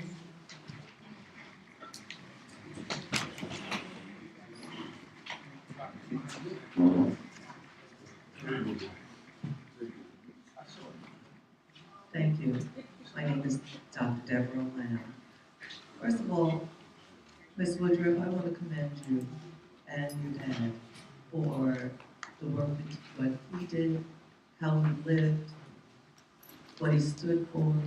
I want to commend you for pursuing the opportunity to honor your dad. And I think that, and I fully support this request. What I want to do is to just make a suggestion to you. And the suggestion would be, rather than Edward R. Woodruff Boulevard, that it be Way, Place, Street, because a boulevard signifies a very wide street in a town or city. And I know that corner very well. That is not a wide street. That is a rather narrow street. And so just one amendment to the name would be Edwin R. Woodruff Way, Place, etc. Thank you. Thank you for your comment, and if it has Edwin R. Woodruff in it, it can be forever. All right. Any other questions from board members? Okay, we have one question from the public. Somebody get a mic. And let's give Dr. Williamson a hand. I think he pressed his way and made his way out here to the meeting. Praise the Lord. I was there when Senator Carson, T2IC, Brother Sam Penn, we was all back there on this. But I'd like to let you know that FBI agents and Secret Servicemen appointed by the commissioner was going through very hard time, and I happen to be one of them. And they found professional ways to get rid of us. For your information, during the Clinton administration, 150 agents bumped off each other. And during the Vegas administration. Okay, do you have a question, Dr.? Yes. And I came up here mainly to express that, but I had to take care of New York on this. But what I mainly want to say is that do on God's sake. And we must have something special coming up for you. The Lions Club, because I'm a lion, and I've been a lion for years. and we certainly will give you a large donation. Thank you. Thank you, guys. Any other questions?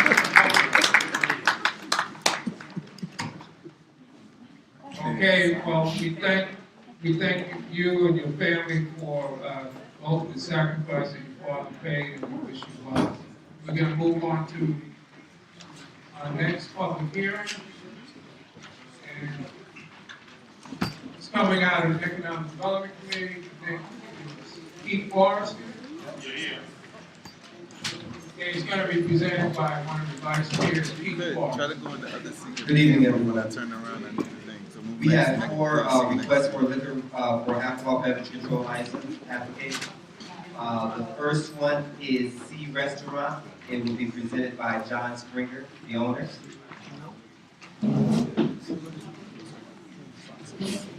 Any help?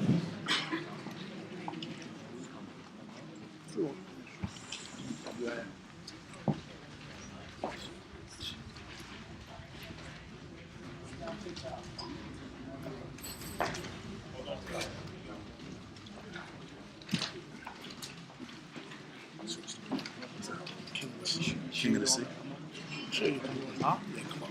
I got you. Yeah, I'm ready. I'm gonna put you in right now.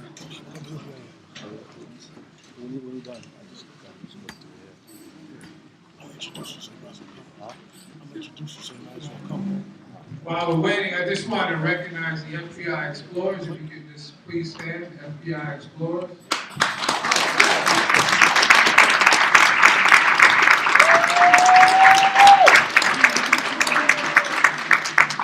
If anything, I got you. Don't worry. Good evening, everyone. Next, my name is Mark Jean-Pierre. We're looking for a letter of recommendation from the community board. We are opening a restaurant called King of the Sea Restaurant. It's located on 1102 Bedford Avenue, on the cross streets of Quincy Street and Lexington Avenue.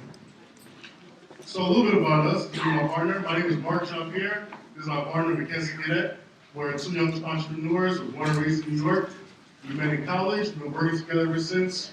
We began our business endeavors in 2008. We created a clothing line at the left, which saw great success in the tri-state area and along the East Coast. We then went to open a clothing boutique right here in Brooklyn called Fashion Library. It's on 4918 Snyder Avenue in 2010. And 7 years later, we're actually still going on strong. This is our first solo venture into the food and beverage industry, but combined, we have over 15 years of experience in both front and back of the house. So our restaurant concept is called King of the Sea. At the core, it's a seafood boil restaurant. Meaning we'll serve Cajun-style boiled seafood, crawfish, crab legs, shrimp, lobster, and we're coated in a choice of various seasonings at the customer's request. Customers are provided with a bib and some latex gloves, and they get to dig in.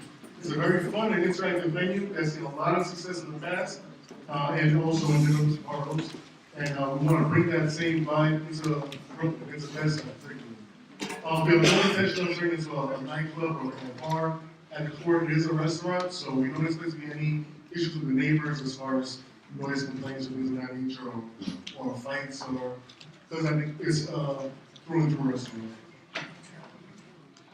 Here's some pictures of the interior of the restaurant. As you see, there's three means of egress. From the pictures here, you can see there's the front door, the back door, and if there's not shown on the pictures, the third kitchen door. That's also the exit. That's the exterior view. You see right there, it's right on Bedford Avenue, corner of Bedford and Quincy. It's our credentials. We're both college educated here from New York City, City College of New York. So we have 15 years of experience in front of house and back of house. And we went through various trainings to make sure we can have a successful running restaurant. Just some pictures to see the type of food we have. You see the crab legs, young lady with a bib on. And, it's a very hands-on, it's a very fun menu. I think it's going to do very well in the community. Also, we have a pizza oven, a brick pizza oven, so we'll also be serving pizza. So the drinks, that's what we feel is going to really set us above our competition. We have a very extensive and unique drink menu, and which is why we're pursuing this liquor license for the full liquor bar.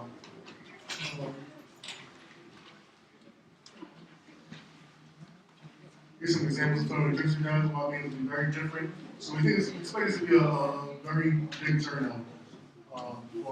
Once the pictures hit social media, so we're expecting a very large turnout. Finally, our pledge is that we will follow all the rules and regulations set by the State Liquor Authority. We will hire primarily from within the community via work ads online, through sites such as Craigslist and other Indeed.com. But we want to make really sure that we would like to hire from within the community to help the community get better services. Also plans to train our staff for proper safety protocols, such as checking IDs, knowing when to cut someone off when they've had too much to drink, and also the proper handling and storage of alcohol. We also plan to hire trained security to ensure the safety of all the patrons and staff, as well as the neighbors. So we look forward to a successful and fruitful future here in the community of Bedford Stuyvesant. I wish the future's growth, and we'll thank you for your time. Thank you. So, any questions from the board members? Okay, any questions from the public? I got one question. Question. Please give your name. Sure. Tunde Akwe, Community Board 3. Have you gotten any support from the Block Association or the adjoining Block Association about your establishment? So we have received 25 letters from people that neighbors live on the street within the 2-block radius. We have 25 signatures in support of the restaurant that's serving alcohol. Also, we have 2 letters of recommendation from 2 neighboring businesses. Thank you so much. Any other questions? Board members, one in the back. Hi, my name is Virginia Lomito, board member. I'm asking actually on behalf of a few people in here, did you happen to have brought samples? I wish we could have, but we do it to such a large crowd, we wouldn't be able to, not legally at least.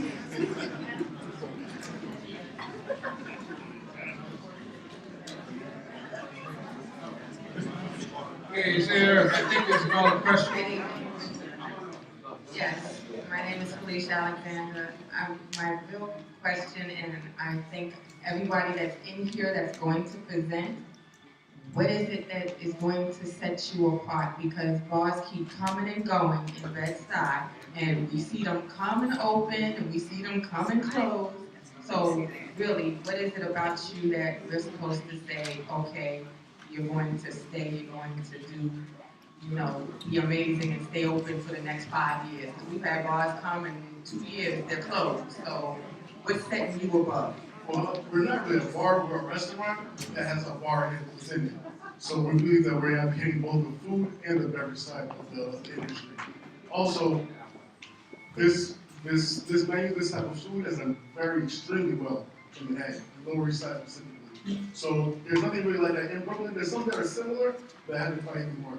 So we're taking those concepts and we built on that to make it bigger and better. Some that appeals more towards a younger crowd. So we really believe that we can't be here longer than 5 years. They're making off the history of how it's done in other bars. Okay, are there any other questions from the public?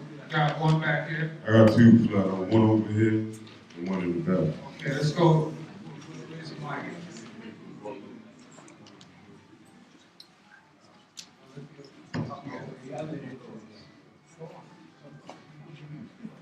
Yes, could we go back to the printout? What's your name? Hardy Joe, board member. Could we go back to the printout of the layout of the restaurant on the tape there?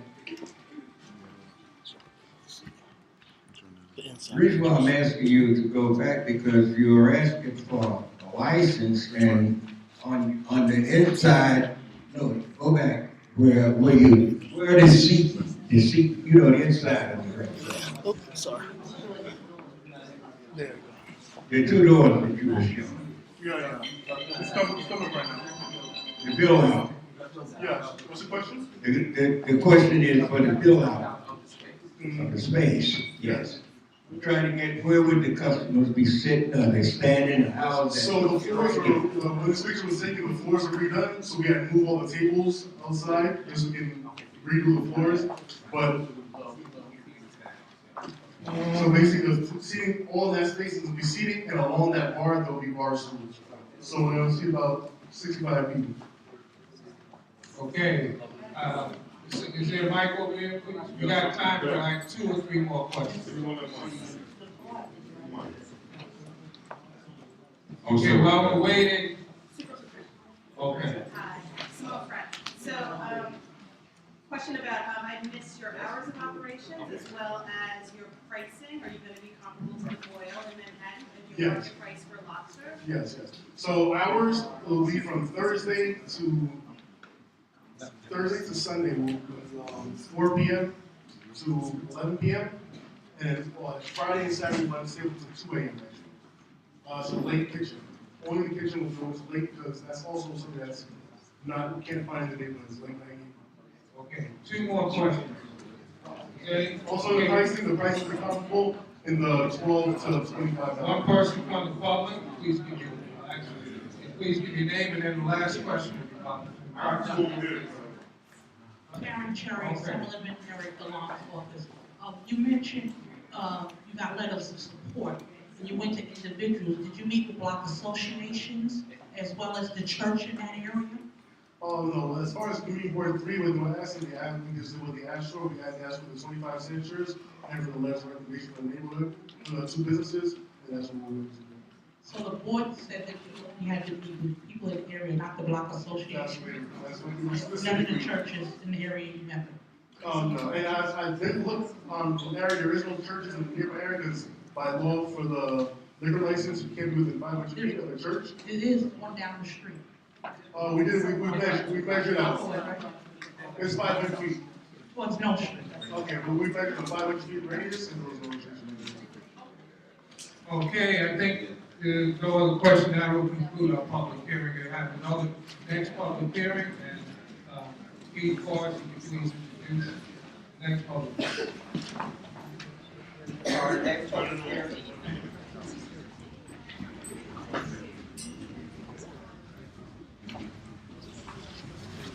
Our next public hearing is from 151 Tompkins Avenue. It will be presented by James Freeman. Is Mr. Freeman here? Yep, here I am. Just gotta walk over and around.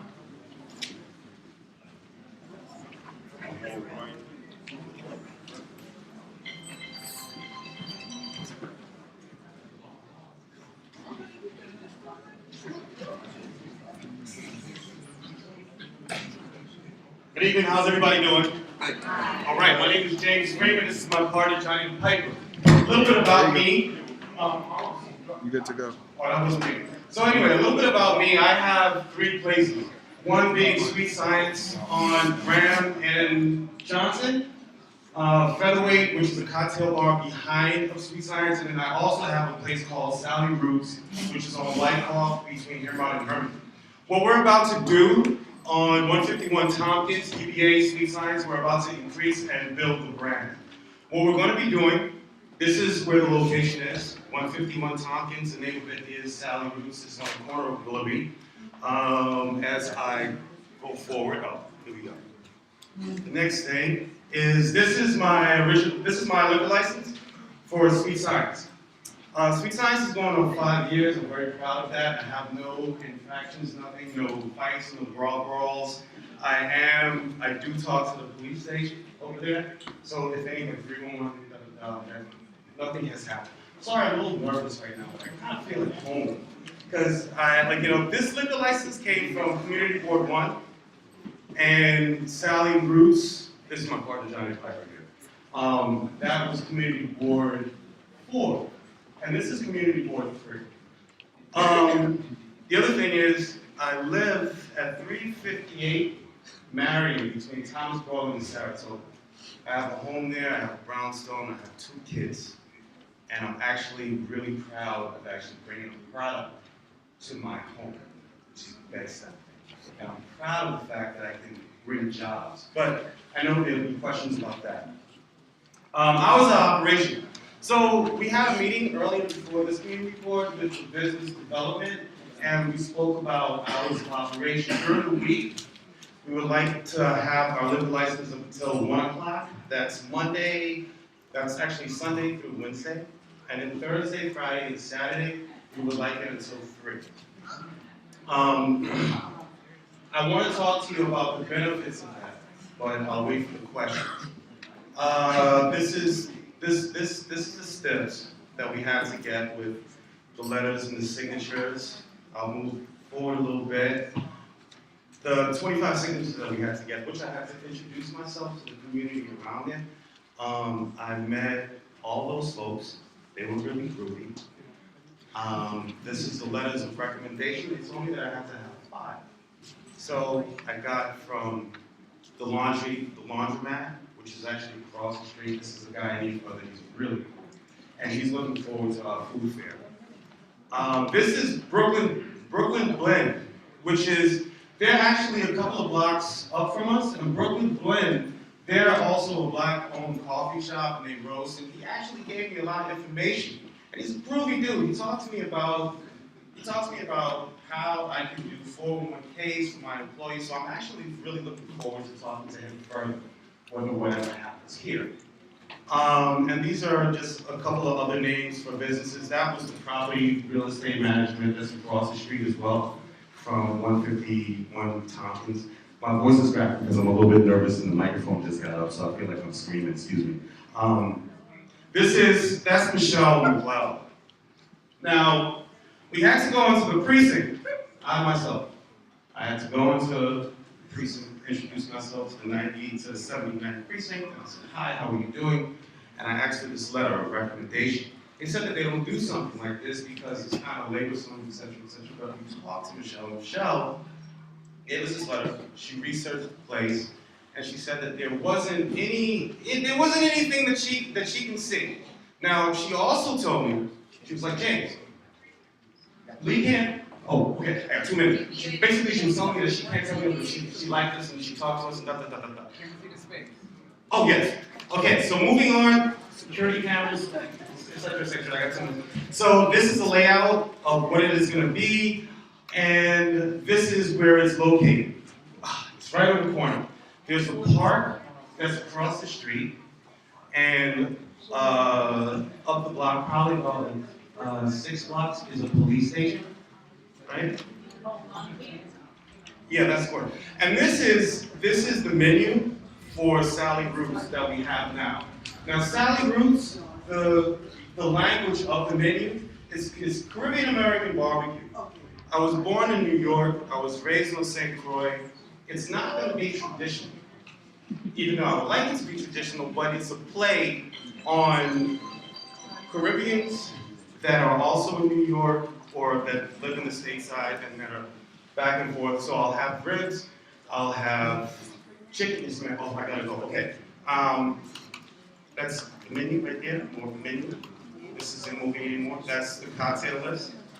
That's Sweet Science. That's some of the publications that we had in the New York Times. And this is the other one that we had for Sally Roots that was also in the New York Times. Sorry. And that is it. Thank you. All right. Take a deep breath. Okay. All right. Here you go. All right. Do we have any questions from board members? All right. Hey, Mike. Mike right here. Where are you? Huh? Oh. Good afternoon, Babatunde Akaway, Community Board 3. Have you gotten a letter of support from the Tompkins Avenue Merchants Association? Where is that located? Thank you. Because when I... Okay, thank you.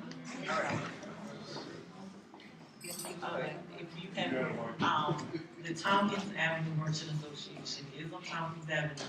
Actually, Tisha Merritt is the president, and Bridge Street Development Corporation is the partner with Tim. It should have been one should reach out to also. Okay, any other questions from board members or public? Yes. I I just want a clarification, so you can, if this was a restaurant or a bar, it wasn't It was nothing before, we're actually, what are you proposing? it's gonna be a restaurant. Okay. Gentleman over here, member of the public.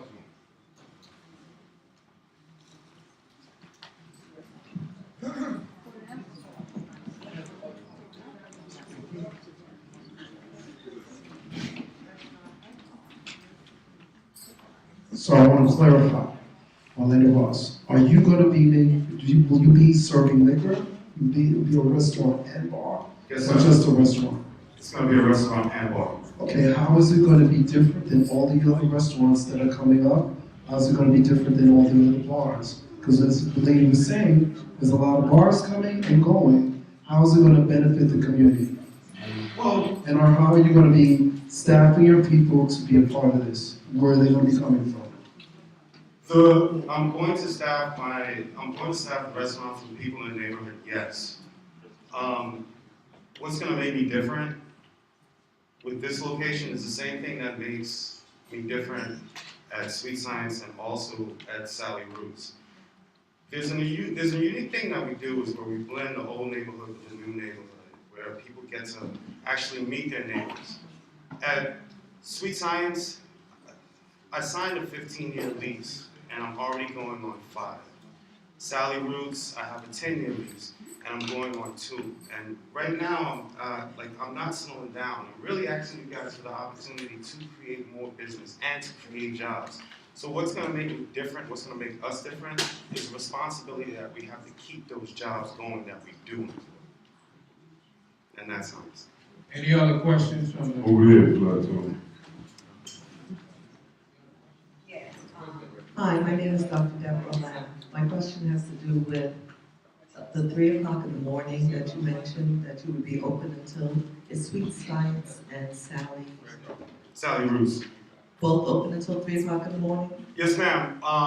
Both locations, Sunday through Wednesday, we close at 2, and then on Thursday through Saturday, we close at 4.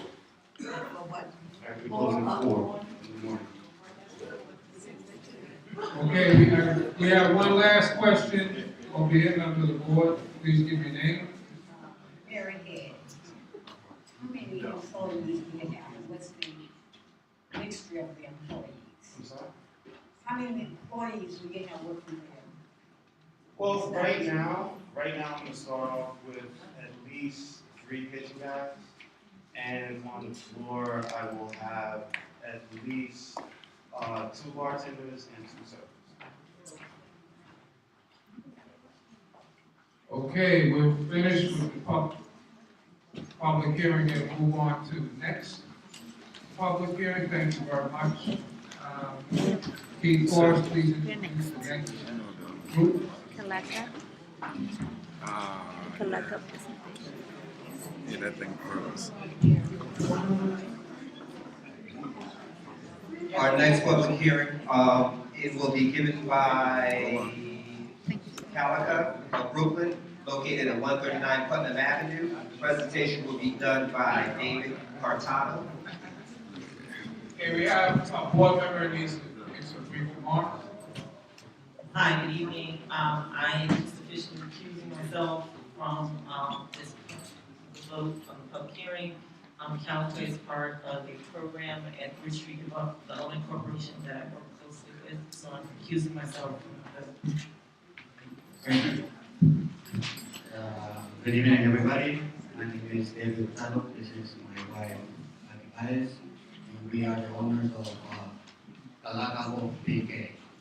So basically, it's a Mexican restaurant that has been open for 3-4 years. Fortunately and unfortunately, I'm saying this because my former partner got married, got moved to Canada, so I'm taking over the business. We're taking over the business. Taking over the business.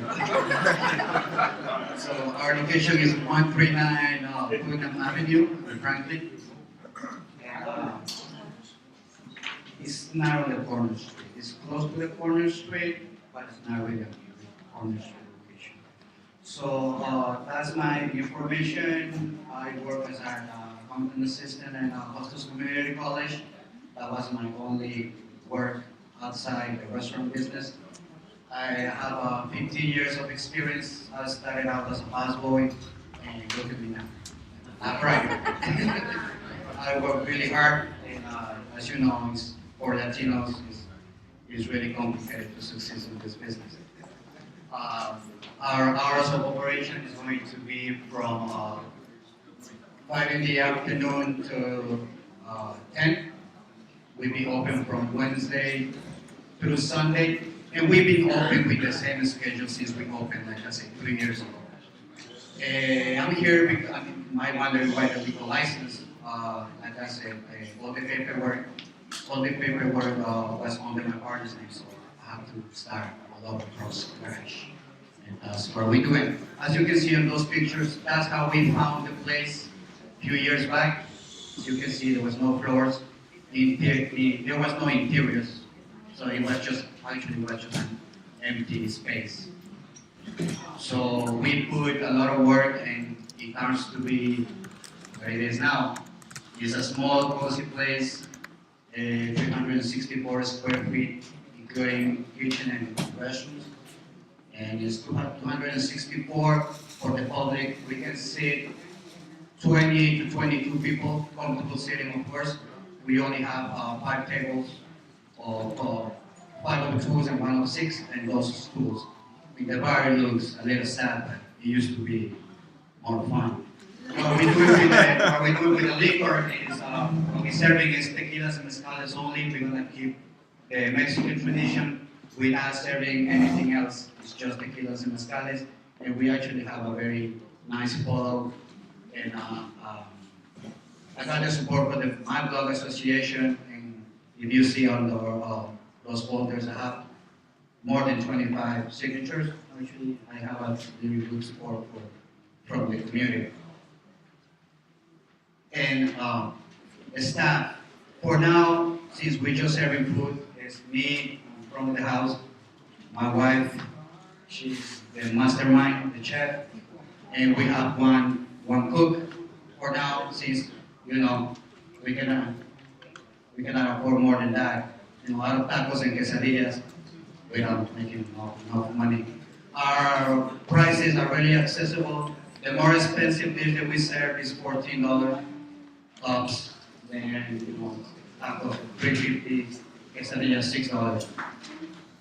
We will start security cameras in the old place since we are not planning to have any late night activities. But still, it's very important. That's our interior plot. As you can see, it's really a small, tiny place. We only have one exit, one entrance. It's the size of a living room, basically. That's the layout for the outdoors. Most likely, the deli is in the corner. We are next to the deli. The rest is all residents. We have a liquor store right across the street, and 2 grocery stores around the corner. That's basically, it's very simple. There's not much business around. Only Tip Top Bar, I don't know if you guys are familiar with that. One of the oldest bars in the neighborhood. That's our surroundings. And menu. Good evening, everybody. Our main goal in Calaca is to introduce to the neighborhood some of the traditional food from Mexico, from the part of the state of Sinaloa, Culiacan. This is a state located in the Pacific coast of Mexico, and this is why more of our dishes feature seafood, fresh seafood like tuna, red snapper, mahi-mahi, and especially shrimp that we accompany with fresh vegetables that we got from the local markets. We want to make sure that our prices are affordable for the community. That's why in the menu that we passed to you, you can see that our items go from a range of prices from $3.50 to the maximum that is $17. We don't have a basement, and since we are a very small place, we don't have storage.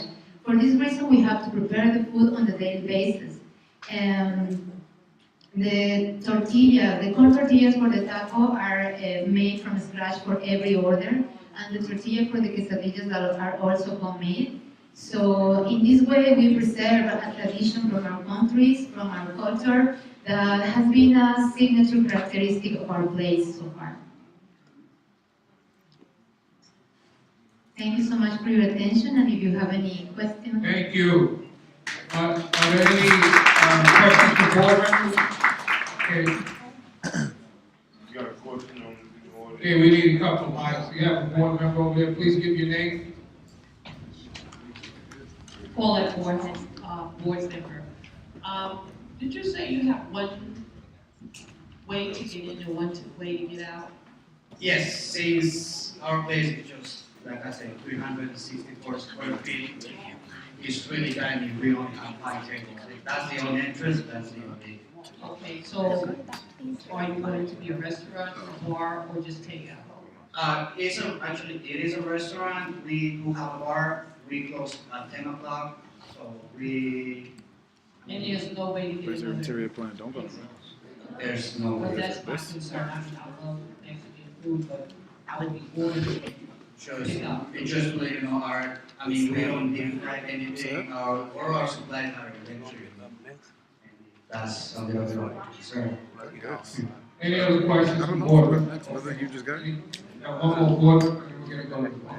Is he gonna give me a presentation? I don't even know if you're going. He said you called your name? He just wanted to get you have a presentation. Did you give it to me already? I would never know that they have a huge following, because everything is very clean. Dude, you should have been to this, Respectful. I've never had any issues. Every morning it smells of lavender, smells of cleaning outside. So, it is a small place, it's very charming, and, All right, thank you. We have a member of the public. Not so much a question, but just a comment. What's your name? Juliana Pinto. I actually own a preschool that's 2 blocks north of Calaca. And Calaca has been a great community support throughout the years. We do a big fundraiser every year for my preschool to improve the space and provide more activities to the children. And because of Calaca's support, we were able to add a playground to our preschool. And also, they make really great margaritas. So I hope Any other questions from the public? If not, we're going to close this public hearing. Move on to the next public hearing. Thank you. All right. And that next public hearing will be introduced by Keith Forrest.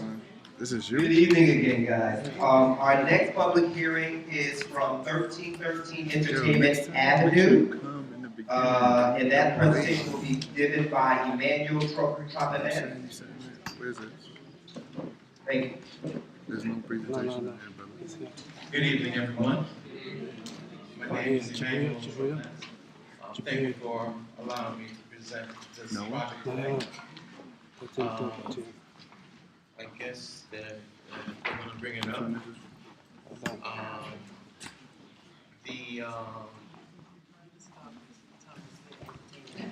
Where are you located? We are 1313 Atlantic Avenue. This is it? No.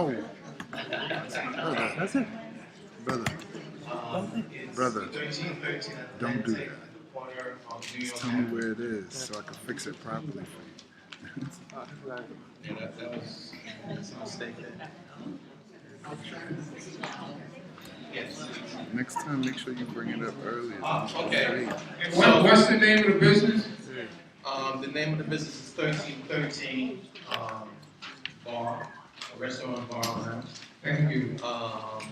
Again, we are 1313 Atlantic at the corner of New York Avenue. Just click it when he's ready. We are looking to have a day and an evening offering. At the current time, it's a hardware store that we're converting. Just click when he's ready. All you gotta do is click. Just click.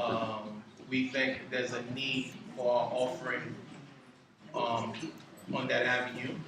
It's without anything that we plan to offer. This is a view of the property now. We're new to the lease. We have not started work yet. We're finalizing the planning of it. You're looking at it on the right. It's going west to east on the north side of Atlantic Avenue. It's principally on 3 sides, a standalone building. We have neighbors on the north side.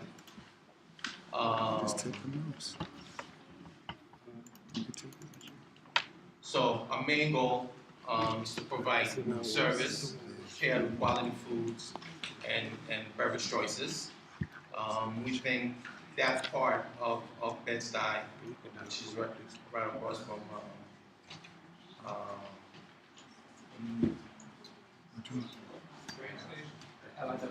yeah, it's right there by the train station, but it's right by Crown Heights as well. We think this avenue is lacking a lot of services. It's in a build-up stage right now, and I think what we have to offer will be appreciated and is needed there. Put in the drive again?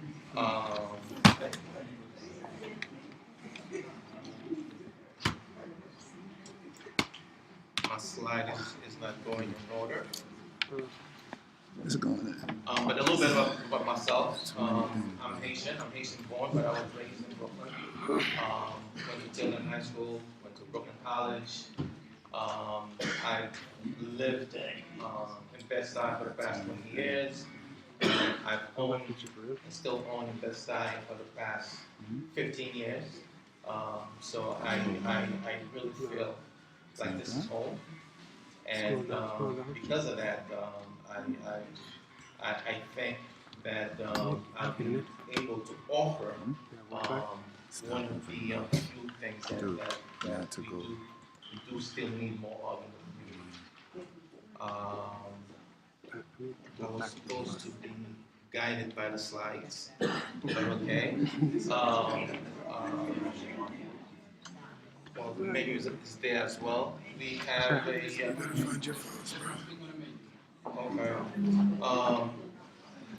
What's on the menu? Well, we have, I have my chef here. He's going to present that part of it. He's going to present that one. Okay. But other than the menu, I wanted to say, besides the fact that I think what we have to offer is needed, especially that part of Bed-Stuy, because Bed-Stuy and Crown Heights is really a big place. We also think, given the size of the business we're trying to open, and our expertise in that field, having 10 years experience in restaurant and nightlife, we're looking to hire close to 50 people to start off with, between managers, assistant managers, cooks, chefs,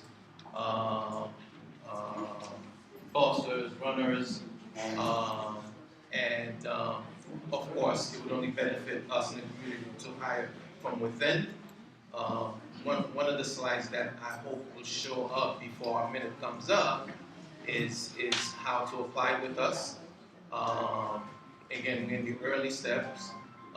We're looking to open 4 or 5 months from now. The hours of operation, we're hopeful that we are needed for the cafe from 7 a.m. to 4 in the morning,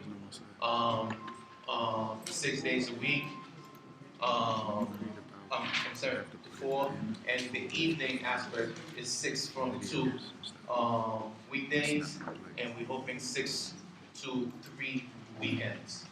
For Sundays, finally, some help.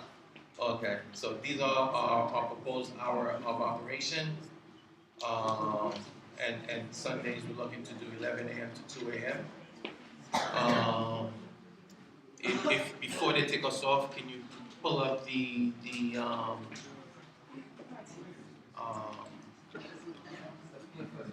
The square footage is 2,000 square feet.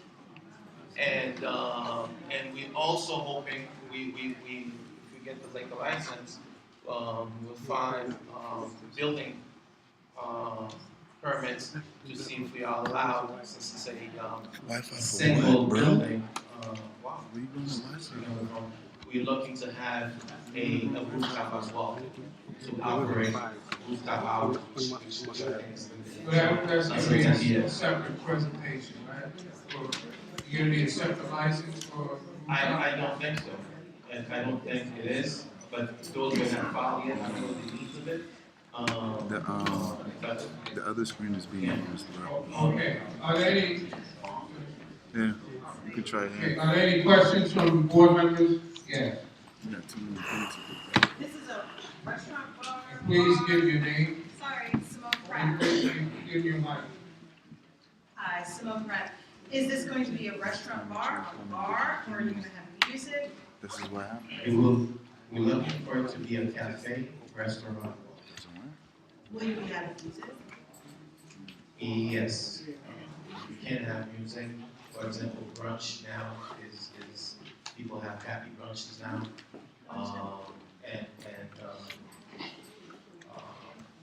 Yes, brunch is that. It's over. It's over, bro. We'll have music. Okay, we have a question from the house department. And did you mention security? Because there's been police activity at some other locations down the street. What kind of security will you have there? Again, my slide is not there, but we are close. We are in communication with a security firm that we like very much. They have worked with some of the other places that I have consulted with. I'll do it. So yes, and of course we're going to have. This is the firm that has worked with some of the other places that I consulted in, and I think they do good work. Check over here. And we'll, of course, we'll have the cameras. That's basically. Check over here. Okay, question from the board member. Hi, Gina Lupino, board member. We were just discussing over here, we just wanted to know if you're familiar with the fact that there's a elementary school very close to your establishment. Yes, it's a different block, and it is more in the distance required by law from our front door to their front door. Okay, any other questions from the public or board members? 1 second, please.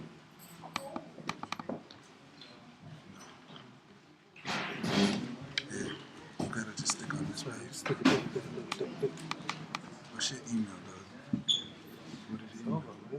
So 2 questions. Orlando Ross, will you have live music or DJ music? The second question is, would you, being that you're from Haiti, would it be Asian cuisine? Because there's not that many Asian restaurants. The cuisine is easier. It would be Caribbean based.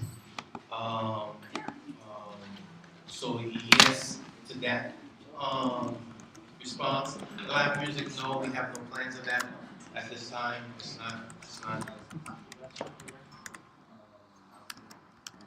We got one more here, please. Miari Roberts, have you owned a business or a restaurant before? I have not owned, but I've worked and consulted in, helped out in management in, well, in nightlife, but I have owned other businesses, yes.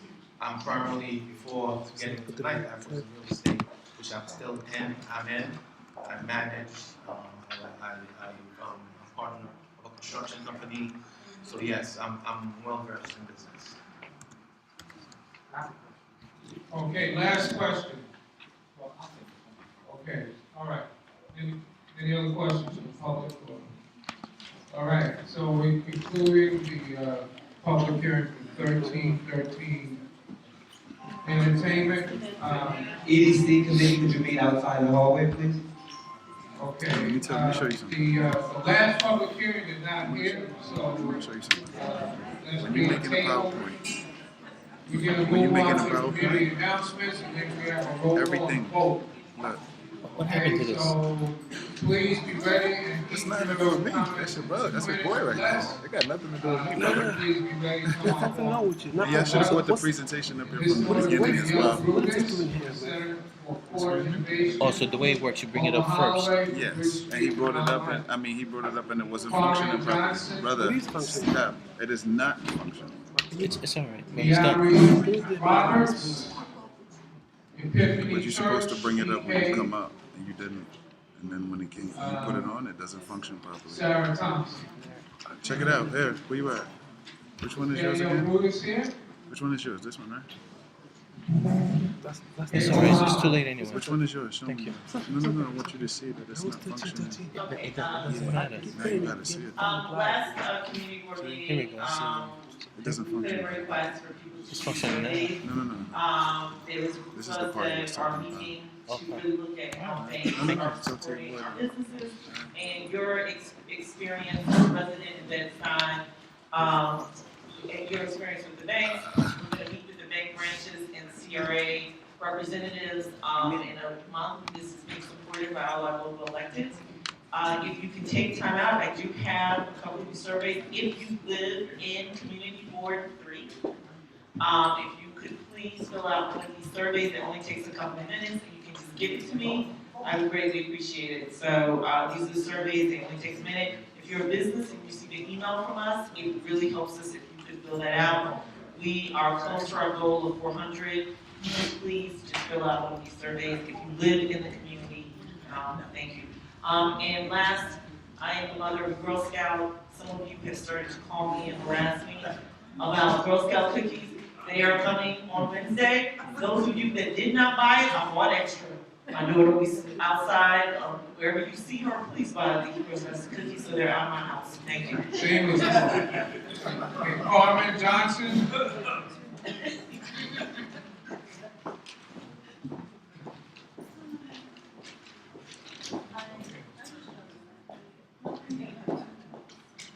Hi, my name is Carmen Johnson. I'm a community resident, and I just want to share something with you in my community. I came across NYU McSilver Institute for Poverty Policy and Research, and there's a podcast, a 16-series podcast, where the podcast brings together thought leaders from various sectors to analyze stereotypes, dispel myths concerning Black boys and men, issues of systematic and institutional racism and oppression are addressed, and concrete steps to prevent and address many of these issues that disproportionately affect Black boys and men, including health disparities, incarceration, trauma, violence are discussed. And the podcast is truly changing the narrative that shapes the perception of Black boys. So the name of it is Black Boys and Men, Changing the Narrative. Hashtag, changing the narrative. So I wanted to bring this information to you because this is an opportunity to set up some conversation. From young, old, what's going on in our community and throughout the United States. And so far I've listened to about 6 podcasts. So I made copies, I left them outside for information, and I think it's like really a good opportunity for us to discuss this, what's going on. It's phenomenal. And we need to like really talk about that and get the young people involved, the older people involved, our community involved. We need to talk about these conversations. The time is now to really do something and listen and, just if you want to email me, we can like talk about it. We can just get the conversation going. What's your email address? My email address is carmen.rosero, ROSERO, @yahoo.com. Thank you. All right, we already Roberts here, Brooklyn Academy. And we could please be ready to come up. Epiphany Church, BK, followed by Sarah Thompson.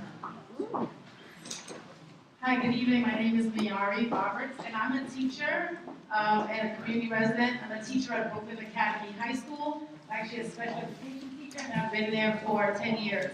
So Brooklyn Academy High School is a transfer high school, which means we teach students who are 16 to 21 years old, and they are the neediest students in our city.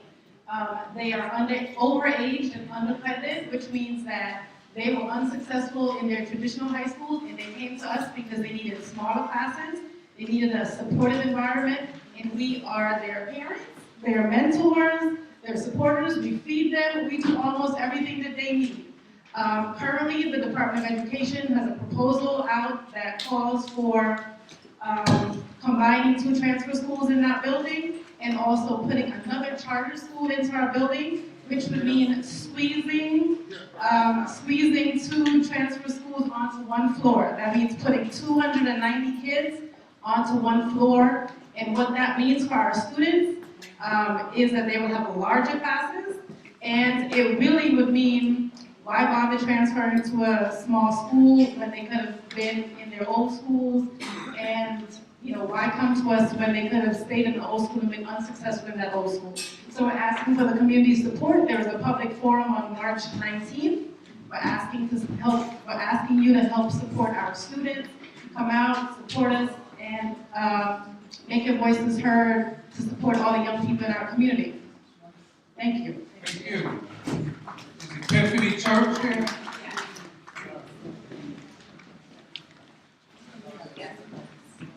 Good evening, everyone. My name is Lanisha Scotland. I'm here just to represent Epiphany Church Brooklyn. We are located at 1542 Fulton Street between Albany and True. Our real purpose for being here is just to let you know that we are in the neighborhood, but additionally, we're not here to just provide a place of worship, but also to serve our community. So this year, there are 3 ways that we're looking to do that. One way is through a harvest festival, in which we will be inviting members of the community into our space to provide basic needs such as food and health and medical services and screenings of that sort.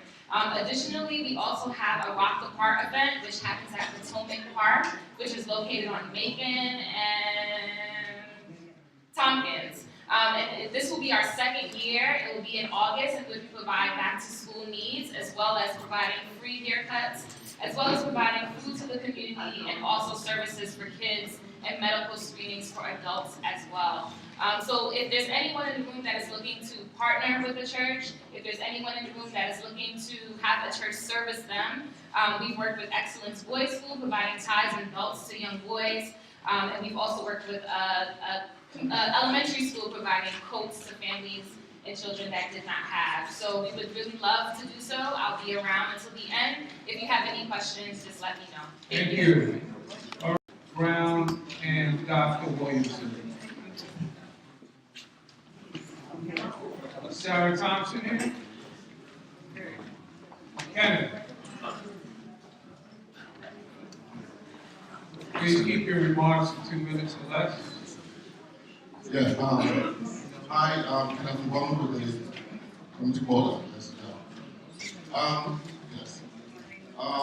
Comptroller Stringer was here today, and he mentioned 1 or 2 things. He said there were 1,100 properties, vacant properties in New York City that are available, that are vacant.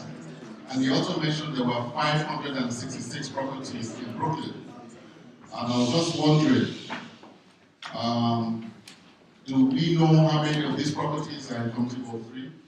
Of these vacant properties? Is that, do we have that in information? Yes, vacant. Okay, so I think at the end of the day, I see here we have the Economic Development Committee, landmarks, housing, veterans, senior services committee. If we have an idea with this, to get a list of what these properties are like, where, and their sizes, we as community board committees can now begin to plan ahead and walk around how we can make some of these vacant properties reflect what we are about or what we're trying to improve. So if the community board members could please get to us a list of these vacant properties that are in Community Board 3, so we can start as a community board, start working on some real important stuff. and not just bringing in the liquor licenses and who goes every day. There are more important things that we can begin to talk about how we can now begin to make our communities begin to look and reflect what we're about. Thank you. Thank you. Taking under advisement, Ardelia Brown. And the last speaker will be Dr. Ronald Williams. Hello to everyone. I'm glad a few of you are still here, so that means you don't live too far. I'm here as the president of the 300 Decatur Street Block Association. And we've devised and put together a new community of people that is called Friends of 375 Stuyvesant Avenue. 375 Stuyvesant Avenue is the mansion on the corner of Stuyvesant Avenue. There is an architect, DXA Studio, who wants to come in, and we're Landmark, who wants to come in and build a 5-story condo. And this mansion, the garage where they want to build it, is the one and only last garage of Bedford Stuyvesant from back in the day. This is a very emotional piece for me because I've been on this block for 62 years. And our parents, our ancestors have given us property that we care about, that we have passion about, and we're Landmark, and this can't happen. So we need the community to come and support the integrity of the Landmark block so that when we have meetings, come together and make it a loft, make it a beautiful loft with a garage door, but a 6-story building taking out trees and giving us something that is really not for our community. We need to keep the integrity of our community. We need to have spaces where people of color and people of other color can come in, live together, and be neighbors. But this would not be something that we can live with. So our combined block associations are meeting at Mount Lebanon tomorrow. We had our first meeting and it was really a great turnout. Is that the bell? Yes. Bell. Okay, so tomorrow night, 7 o'clock, Mount Lebanon Church of Christ, and then we can continue to talk about this issue and make sure that we're okay with what will be built, because something will be built. Thank you.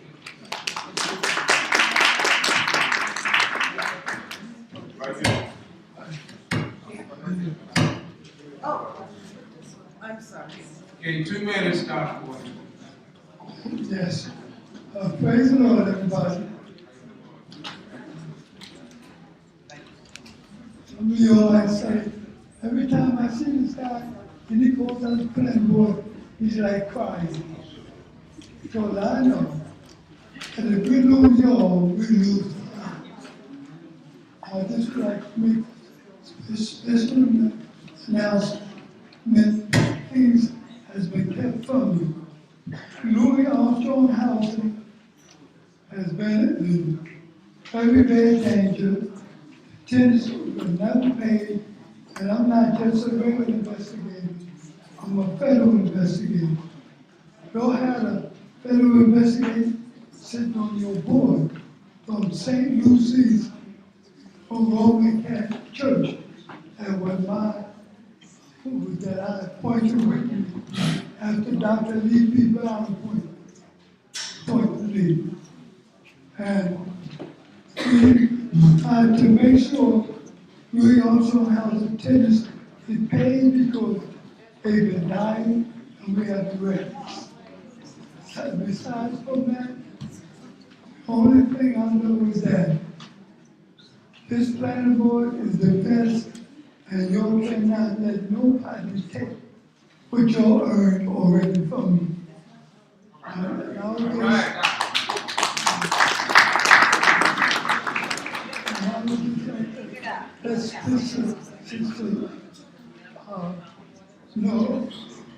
Know that we have honored your husband at the Dr. G2IC meeting, and Sister Sam Penn, we felt missing, and we donated $100 donation towards you for a special honoring and a monthly heritage for Compromise and the Lions Club every month, and the children of Dr. G. Tuais. God bless you all. Oh, and don't forget our handicapped senior citizens. For coming up hard. All right, thank you, God. Roll call.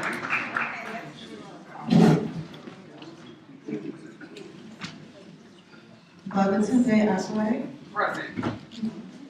Felicia Alexander. Taiwan Anthony is excused. Dr. Kim Best is excused. Anthony Muzaret. Ivy Gamble Cobb is excused. Evelyn Collier. Here. Pastor Gwendolyn Dingle. Taina Evans. Here. Mark Basil is excused. Richard Plateau. Here. Sharon Forbes. Keith Forrest. Here. Gregory Glasgow left early, absent. Sheehan Greenfeld. Here. Mary Jameson Head. Present. Kimberly Hill. Here. Alma Holloway. Here. Everett Hughes. Everett Hughes. Therese Iriarte is excused. Edward Johnson left early, absent. Dr. Curleen Johnson. Present. Dr. Deborah Lamb. Present. Mary Little. Janicio Liz. Here. Hardy Joe Long. Present. Debbie Matthews. Present. Kenneth Devono. Kenneth. Yes, President. Thank you. Paulette Moorhead. Present. Aldika Murray. Melissa Prada Norman. Present. Quaku Payton. Santina Payton is excused. Simone Pratt. Present. Cedoris Penn. Here. Karen Rao. Present. Stacy Ruffin, present. Shakira Shahid. Here. Suzette Shepherd. Here. Jamila Swift. Chinyelu Udell. Present. Omar Walker. Reverend Dr. Robert Boardman. Shanita Wells. Doug Williams. Here. TJ Wilson. Here. Thank you. Okay, we're gonna have our committee updates and resolutions, any committee reports, brief. Okay, now we have the resolution, we have landmark.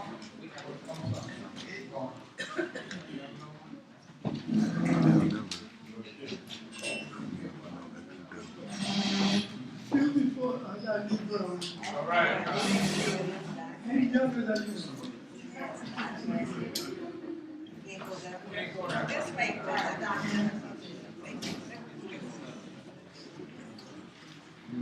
Good evening. I'm Vice Chair of the Violence Committee, and here is our Vice Chair. Any help? And we have some items that have to be addressed by the Bylaws Committee. What we are going to do is send to the board members the laws, well, we are both attorneys, and we are going to send the suggested amendments to everybody, but we're going to talk about them briefly so that they can be brought up in the next meeting. So there are basically 3 items that were put before the bylaws committee. Everybody on the board should be getting an email with some information about that could be voted upon at the next meeting. So the items are second vice chair. If that seat is vacant, what's the process to put someone in that position? The landmarks committee, what to do to make it a standing committee. And the third thing is just notice for the community board. So those items, you'll get some information about it in your email, and then at the next meeting, most likely, proposal will be put on the floor that the community board should vote upon, and that's basically it. That's just the process, and just look for it in your email. Thank you so much. We did the research and we got feedback from the Borough President's General Counsel as well. We wanted to put it in this month's meeting, but it didn't happen. The information is there, but we have to see. All right, thank you very much. Good evening. I have, TJ Wilson from Parks, Arts and Culture, the Vice Chair. I have two announcements. On April 19th, Thursday, from 6 to 9, we are going to have a community forum that's going to address various park issues. Community gardens being one, additionally, dog runs, forestry, and safety. Anyone that's can hear my voice, please share this information with your neighbors, block associations, and also, if you did not get this flyer, please contact the board office. They'll send it out to you. They'll distribute it to you electronically, I hope. And additionally, there's a survey that was put out. We're asking for your responses. It's a very brief survey. It's 3 questions. And if we don't get this back today, we hope that, I don't know, is this online? Can we make it available? Okay, we can make this available online. So if you don't respond today, please look online to respond to this. We want to know what's your park experience. Also, our meeting is for the month of March. It's going to be on Wednesday. As you know, it's supposed to be this nor'easter. I'm not sure if we're going to postpone the meeting. I would say double check with the office around noon on Wednesday if you plan on attending our Parks, Arts, and Culture Committee meeting. Have a good night. Thank you. I don't think we have any other committee reports. Are you ready for the resolution from landmarks? Ms. Collier, ready for the resolution? All right, while we're waiting for Chair Landmarks to give her a resolution, roll call shows 32 present, 14 absent, so we have a quorum.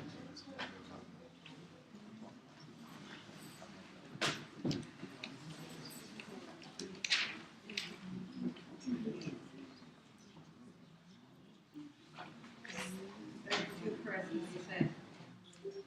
32 present, 14 absent.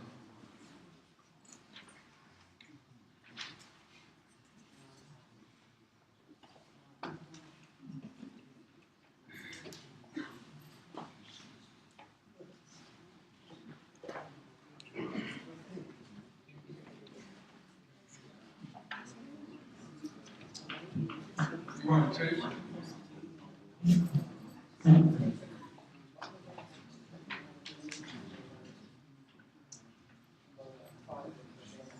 Okay, we're going to table the resolution from landmarks. Okay, so with the 3 resolutions, the first one is for 12 Verona Place, that will be tabled for unreadiness. Okay, you have 2 more resolutions?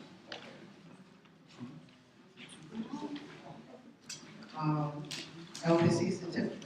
Hi, my name is Evelyn Collier, Chair of the Landmark Committee. Resolution for application 360 Lakefront Street between Lewis Avenue and Rockers Valley Boulevard. The presentation was made. Wanted to legalize replacement windows, front entrance door installed in 2014-15 in her home. She was looking to get an exemption lifted for the windows that she's previously installed. The committee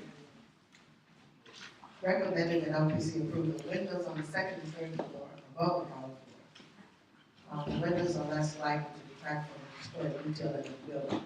However, the committee recommends that the applicant replace the power floor window with an arched top window and replace the square transom above the door with an arched transom to match the neighboring home shown in the tax photo.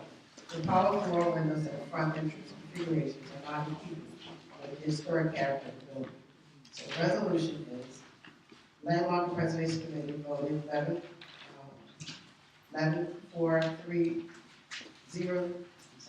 3 no's to reject the application for the total exemption of the LPC's standard to legalize the replacement of the windows and doors because they detract from the historic character of the building.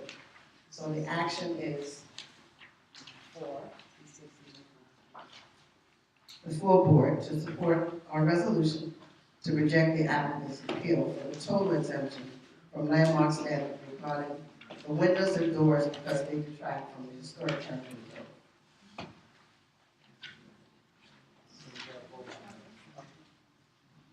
So you heard the recommendation from the landmarks committees to reject the owner of 360 Baycon Street appeal to landmarks. Is there a motion on the recommendation from the landmarks? Motion to accept. Moved by Doug Williams. Is there a second? Second. Seconded by Mary Head. Any questions? Okay. I'm going to call the question. We're going to vote.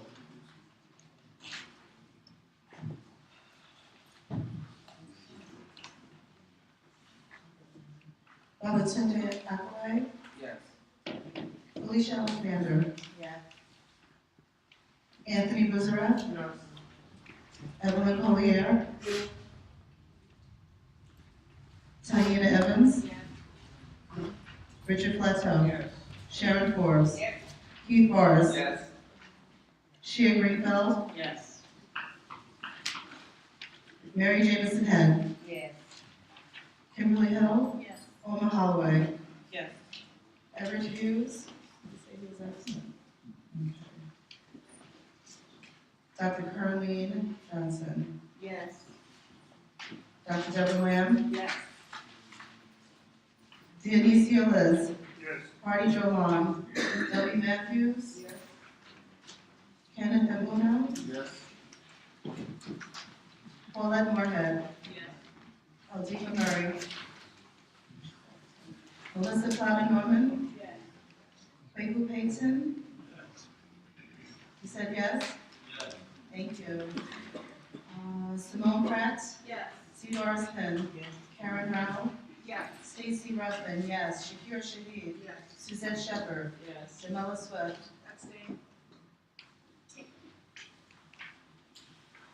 Chinelo Udo,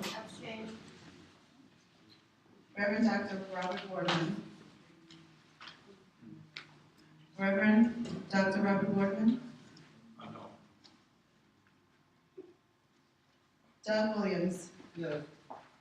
TJ Wilson, TJ, Yes. thank you.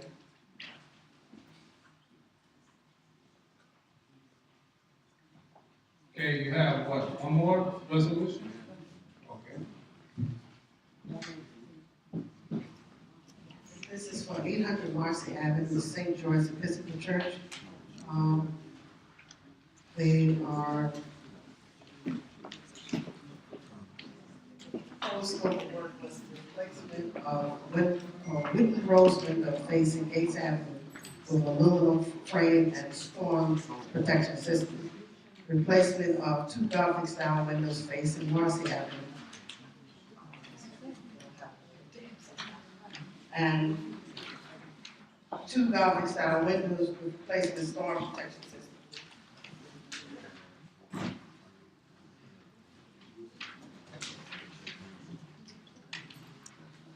The committee recommendation was replacement of the 2 Gothic style windows and storm protection system is acceptable. The second part of the replacement of the existing wooden rows, which you see, window frame with proposed configuration is unacceptable in that it does not sufficiently resemble the original. Committee recommends the restoration of the existing wood frame or a more accurate replication of the original frame profile in wood or aluminum to be submitted to the committee and LPC for evaluation of approval.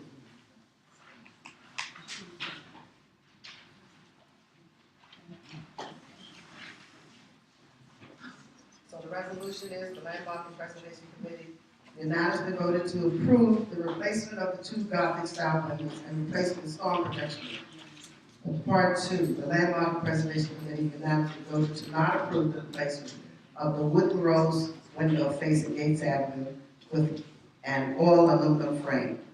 The action for the landmark and preservation, the full board, is to approve our resolution to not support the replacement of the wooden rose window facing Gates Avenue with an all aluminum frame.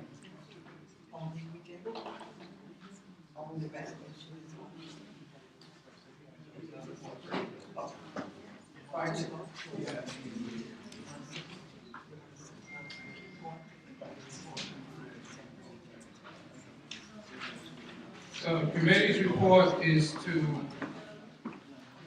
support or approve the replacement of two Gothic windows, but to not approve or reject the replacement of a wooden rose window, which is pictured here. I think they wanted to replace it with an aluminum window. Okay, so there's two parts to it. We're going to vote to support their recommendation, which has two parts.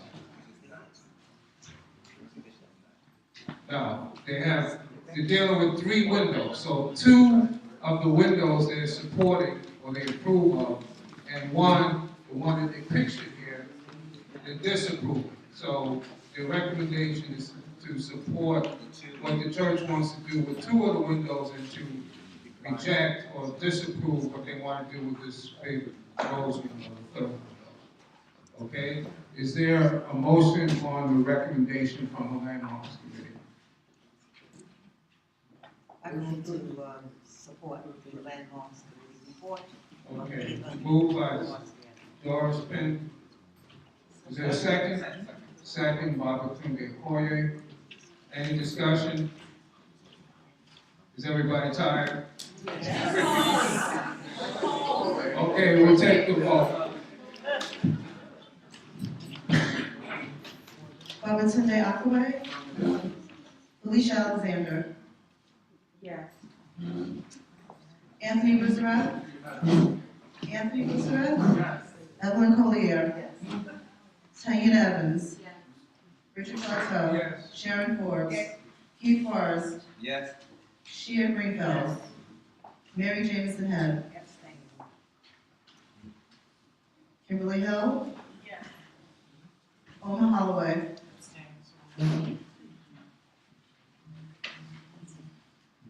Dr. Curly Johnson. Abstain. Dr. Deborah Lamb. Yes. Dionisio Liz. Yes. Hardy Joe Long. Yes. Debbie Matthews. Yes. Kenneth Engelno. Yes. Paulette Moorhead. Yes. Melissa Plowden Norman. Yes. Quaker Payton. Yes. Simone Pratt. Yes. T. Doris Penn. Yes. Karen Rao. Yes. Stacy Ruffin, yes. Shakira Shaheed. Yes. Suzette Shepherd. Yes. Jamila Swift. Yes. Chinyelu Udo. Yes. Reverend Dr. Robert Bordeman. No. Doug Williams. Doug Williams? Doug Williams? Yes. Thank you. TJ Wilson? Yes. Thank you. Okay, well, while we're doing the tally on those two resolutions, we're gonna take action on the public hearing. So,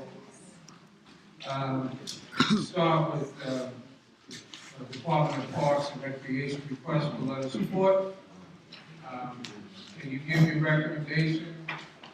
TJ Wilson, can you give a recommendation on the committee?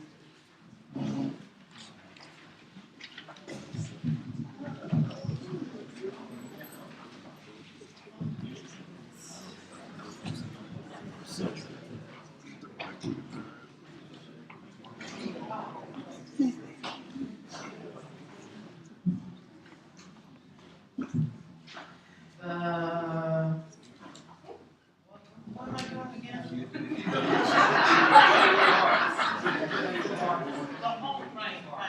Right, I apologize. The committee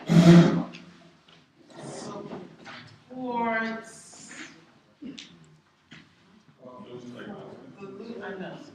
the playground with apprehension. With apprehension. With apprehension. Okay, the recommendation is to support provide a letter of support for the Lewis Playground project.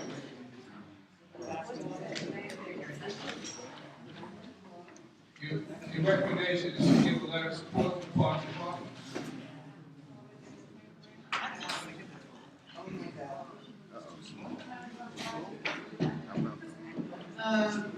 Committee supports the letter of support. Recommendation is for a letter of support for the capital project at the Lewis Playground. Is there a motion on the recommendation?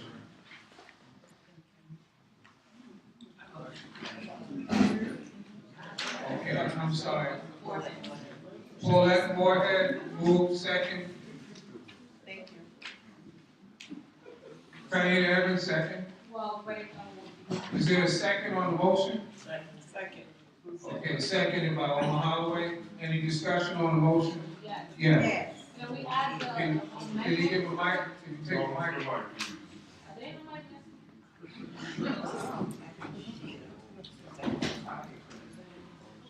Given that there's apprehension, can we add an amendment or vote this down and then add an amendment, whether it's for the bathrooms, for the blue stone to be saved?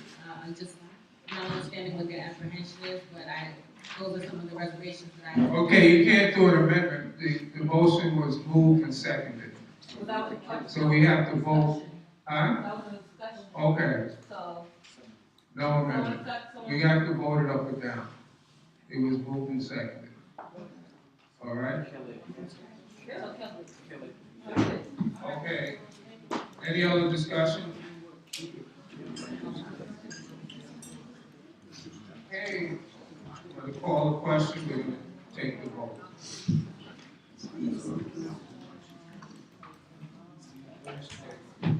Lewis, okay. Valentin Hathaway. No.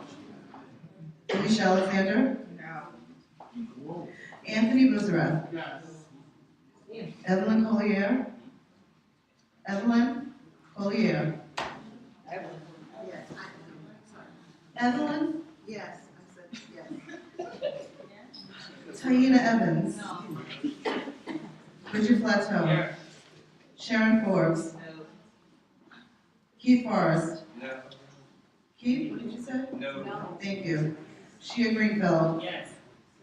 Mary Jameson Head. Kimberly Hill. No. Oma Holloway. Yes. Dr. Curleen Johnson. No. Dr. Deborah Lamb. No. Dionisia Liz. Hardy Joe Long. No. Debbie Matthews. Kenneth Mbuno. No. Paulette Moorhead.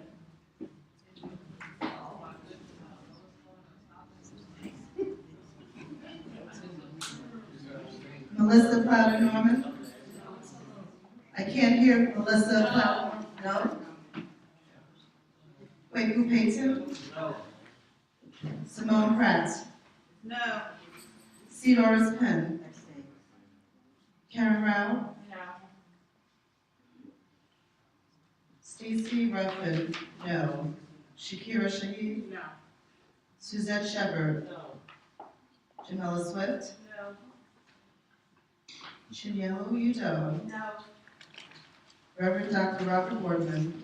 Yes. Doug Williams. T.J. Wilson. Abstain. Thank you.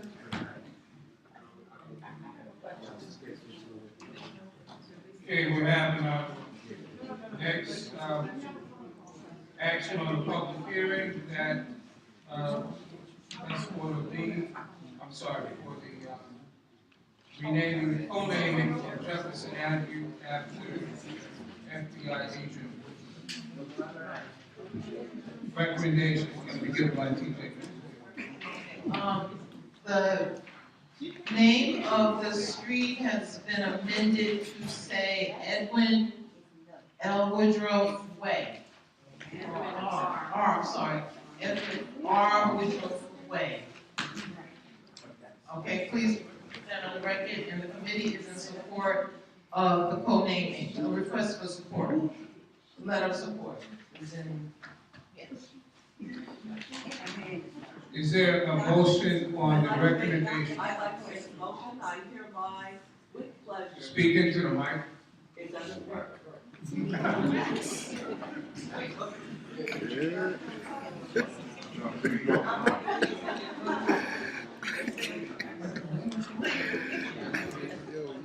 Works good.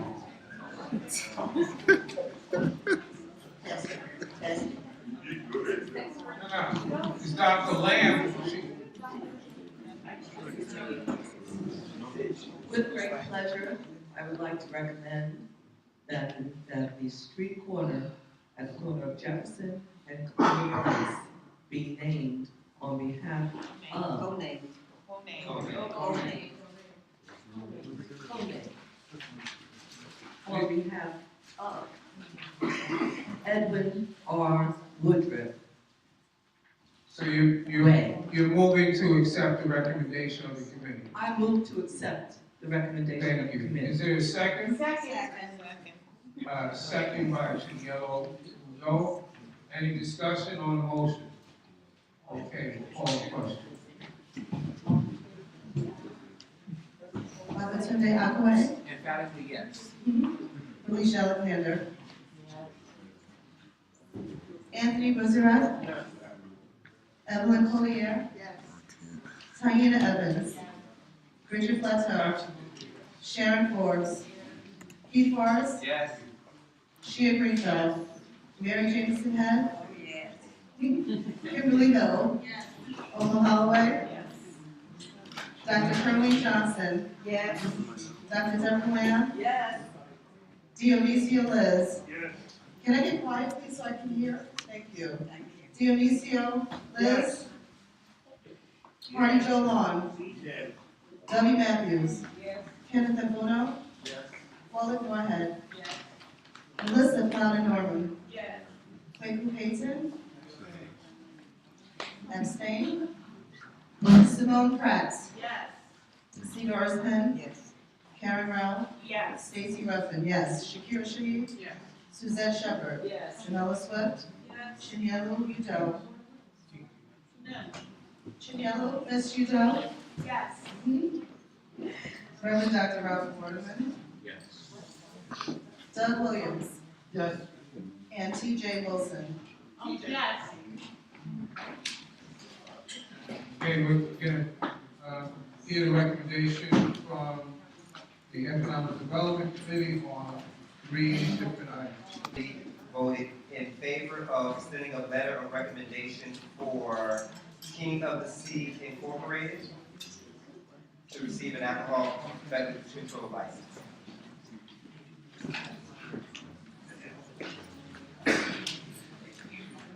Heard the recommendation. Motion to accept. Moved by Doug Williams, second by Marty Joe Long. Is any discussion on the motion? Okay, we'll take the vote.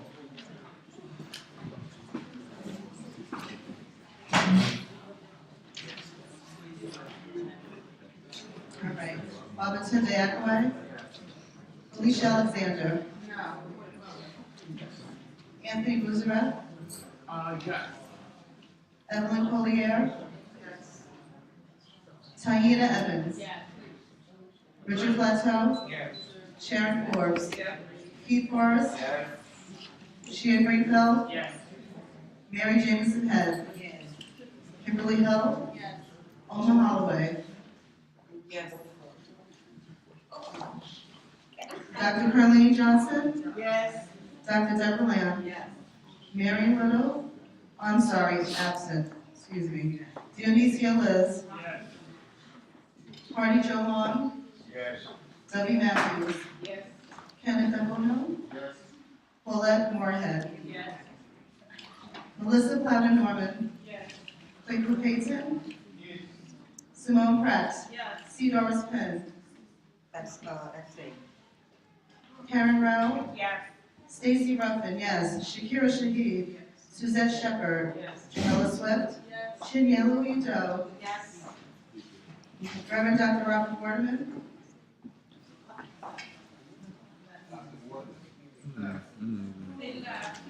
All right. Doug Williams? Yes. TJ Wilson? No. Mary Jameson had changed her vote from yes to abstain.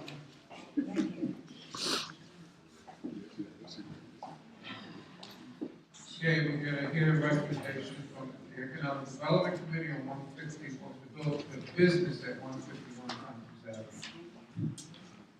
The Economic Development Committee, on behalf of 150, voting for sending a letter of recommendation for 151 Tompkins Avenue LLC. We voted in favor for sending a letter of recommendation.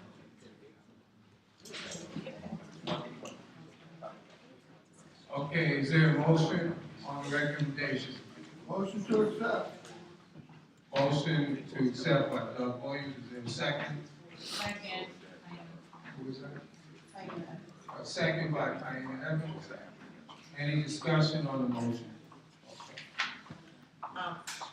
And this is my question to the Economic Development Committee. In past meetings, we've discussed the time for businesses on certain corridors, and that was supposed to be discussed before any presentation was brought to the floor. The discussions always pertain around not allowing businesses to stay open till 3 a.m. or 4 a.m. in the morning.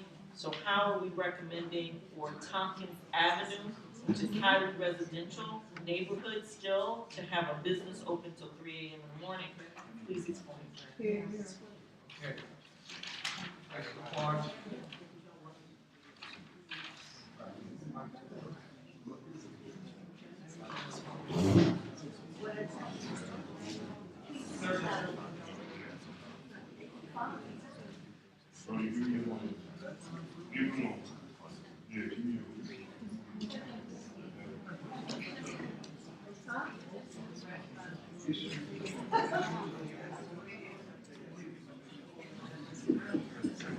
Certain areas along commercial strips like Tompkins Avenue where we have designated to stay open to 3. What were the corridors that we? The corridors were Fulton, Atlantic, Bedford, and The 4 in the morning? Yes. not 4 to 3. Fulton, and Atlanta. Any other Tompkins? Okay, any other discussion Fulton, Atlanta. on the motion, which is to provide a letter of support for the business at 151 Tompkins? Any other discussion? So point of clarification in regards to, opportunity out of the way, so point of clarification, can we find, evidence that the 4 commercial corridors are in fact Bedford, Atlantic, so there has been some contention as to which commercial corridors can stay open to that designated time. Can we table this till we know in fact, because I see no evidence for or against, so how do I make it under a motion? You want to Table the vote because there has been some unreadiness in the day. Do you have the information on me? What he's talking about is an internal committee guidelines for how to treat different businesses on different corridors. Understood. Right? Yes. So in the hours of operation, there's been in the room or other venues open to that same time. And I don't think there's any clarity from my understanding, or I may be misinformed. Well, I think it was discussed at the board, it said the minutes from, I don't remember what meeting, but It was back in, I wasn't actually present at that particular meeting, but I believe it was back in September, October, where restrictions were placed on certain boulevard. okay, so is there any other discussion? I'm not going to table it, I would just suggest voting up and down. Can we make a recommendation that we provide a letter of support, providing within the hours designated for those corridors? Because Okay, there's a motion on the floor right now, so we have to vote that up or down. It hasn't been accepted. It hasn't been accepted. But I'm saying, if they don't know, if they didn't know ahead of time, then they couldn't address it. And I don't think it's fair that we come now and make an issue over the hours. Because it is a matter of them submitting their paperwork in a timely manner.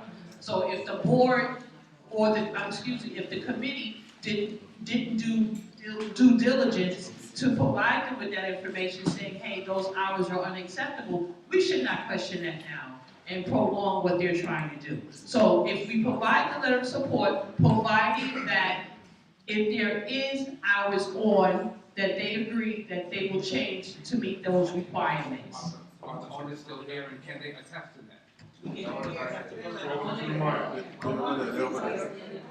Is that acceptable by the company?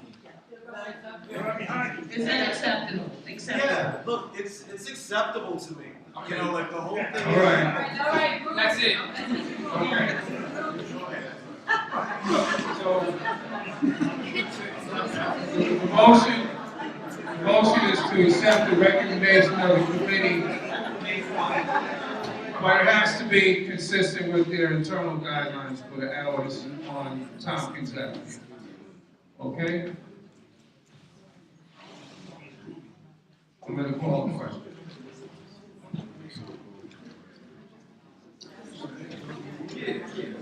Babatunde Akwe, Yes.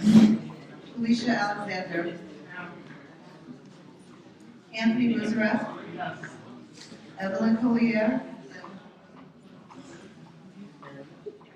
Taina Evans,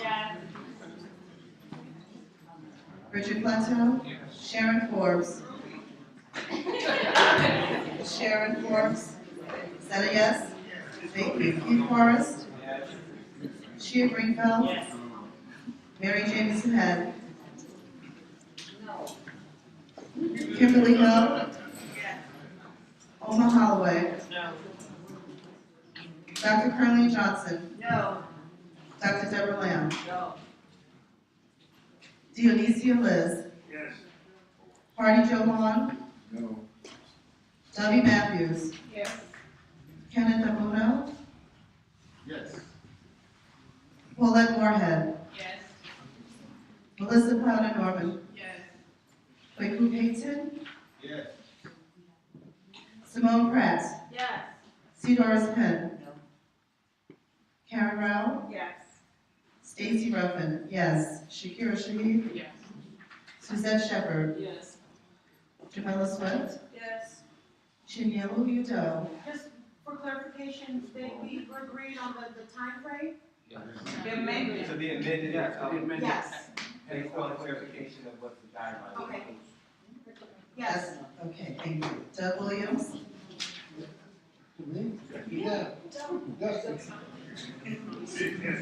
TJ Wilson, Okay, we're gonna get a recommendation on Olaka. We can just give the address when you make the recommendation. Yes, the EDC committee voted in favor of writing a letter of support for Calica. I don't have their address. They're located on 139 Putnam Place, Putnam Avenue. Is there a motion on the recommendation? Motion. Who was that? Dionisio Liz. Moved by Dionisio Liz, second. Who was the second? Who was it? Felicia Alexander. Any discussion on the motion, on the motion? Okay, we'll take the vote. Babatunde Akwe, Yes. Felicia Alexander, Yes. Anthony Roosevelt, Evelyn Collier, Taina Evans, Yes. Richard Plateau, Yes. Sharon Forbes, Yes. Keith Forrest, Shea Greenfeld, Yes. Mary Jamieson Head, Abstain. Kimberly Hill, Yes. Oma Holloway is recused. All right. Dr. Curleen Johnson, Yes. Dr. Deborah Lamb, Yes. Dionisia Liz, Yes. Marty Joe Vaughn, Did you say abstain, sir? Yes. Thank you. W. Matthews? Yes. Kenneth Abuno? Yes. Paulette Moorhead? Yes. Melissa Cloud Norman? Yes. Baker Payton? Yes. Simone Pratt? Yes. C. Doris Penn? Abstain. Karen Rao? Yes. Stacy Ruffin, yes. Shakira Shahid? Yes. Suzette Shepherd? Yes. Jamela Swift? Yes. Chinyelu Udo? Yes. And Doug Williams? Yes. TJ Wilson? No. Thank you. Last item on action on the public hearing is going to be 1313 entertainment. Recommendation be given by Pete Porter. The EDC committee voted in favor of sending a letter of support for 1313 Entertainment LLC doing business at 1313 Atlantic Ave. Is there a motion on the recommendation from, moved by Jamela Swift, is there a second? Second by Babatunde Akaway. Any discussion on the motion? Yes. I just wanted to. So you speak into the mic? Sure. Thank you.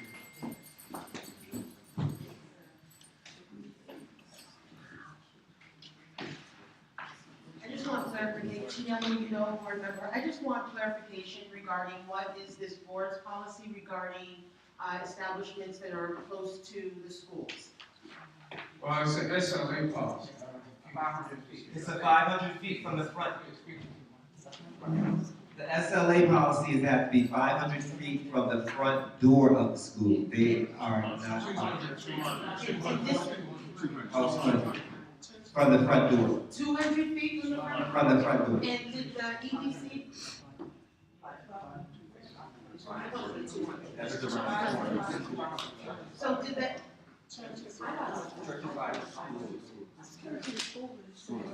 Yeah, it has to do with from the entrance, from the legal entrance. Yes, that's what I'm asking. So, and did the EDC make the determination about the distance of this establishment from? Yes, they did. It's in their paperwork. And, okay. And the paperwork indicated that it's within, yeah? Yes, it is. So it's outside of a 200-foot radius from the school. From the front door. Right. Okay. So, any other discussion? If not, we'll take the vote.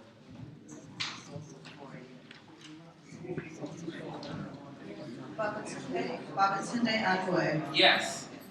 Alicia Alexander? Anthony Buzareth? Anthony Buzareth? Evelyn Collier? Yes. Tiana Evans?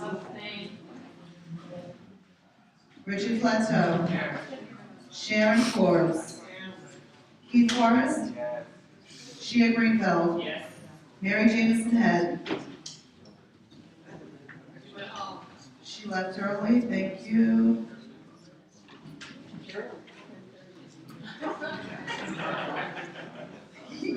Kimberly Hill? Oma Holloway? No. Dr. Cromie Johnson? No. Dr. Deborah Lamb? No. Dionisia Liz? Hardy Joe Long? No.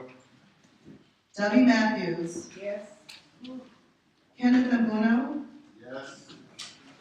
Paulette Moorhead? Yes. Melissa Plowden Norman? Yes. Baker Payton? Yes. Simone Pratt? Yes. C. Doris Penn? Karen Rao? Yes. Stacy Ruffin, yes. Shakira Shahid? Yes. Suzette Shepherd? Suzette Shepherd? Yes. Yep. Jamela Swift? Yes. Chinyelu Udo? Abstain. Doug Williams? Yes. TJ Wilson? No. Okay, I don't have any additional report. We're going to move to the minutes. Is there a motion to accept the February minutes? Doug Williams, second. Second. Was that Shakira Shahid, second? Any discussion? All in favor? Aye. Any opposed? Okay, we announce the results of the poll. How can we leave if we don't get a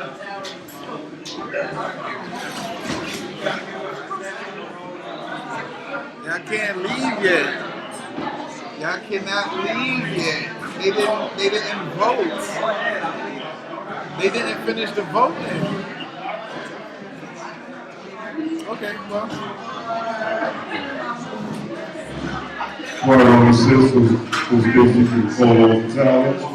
Okay, we're going over the results of the poll, please. Madam Lewis Playground, the vote was. Vote, quiet down. The motion was for letter of support. The vote was 8 for, 21 against, 3 abstentions. The motion fails. Second one was for a letter of support to co-name Jefferson Avenue between Flavor Place and Franklin Avenue, Edwin R. Woodruff Way. The vote was 31 for, 0 against, 1 abstention. The motion carries. Next item was for a letter of support for King C Restaurant seeking a liquor license. The vote was 26 for, 2 against, 2 abstentions.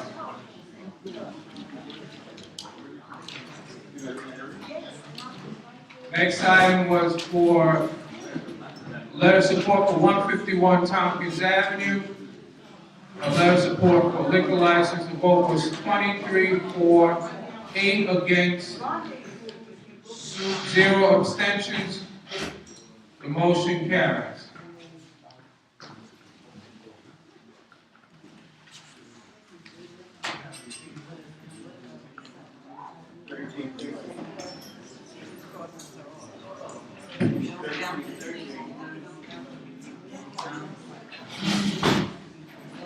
Sorry about that. The next one is for a letter of support for Galapa, letter of support for liquor license. Vote was 26 for, 1 against, 3 abstentions. The motion carries. Congratulations. That's what's up.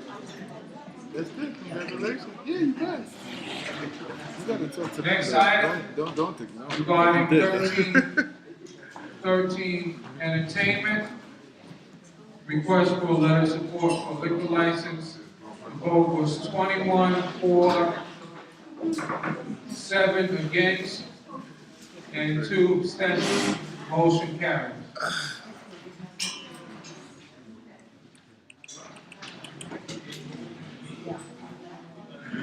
Okay, there were 2 resolutions from Landmarks. First one for 800 Marcy Avenue, that's St. George Episcopal Church. And they had 2 parts of the recommendation. The vote on the recommendation was 28 for, 1 against, 3 abstentions. The motion carries.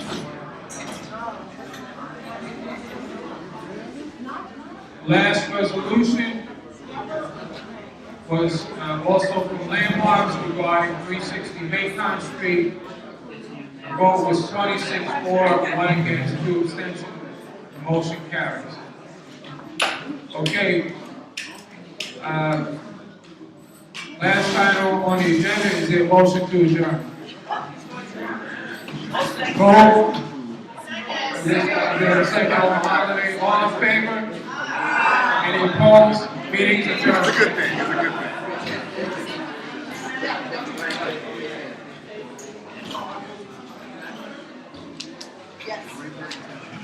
That's the letter.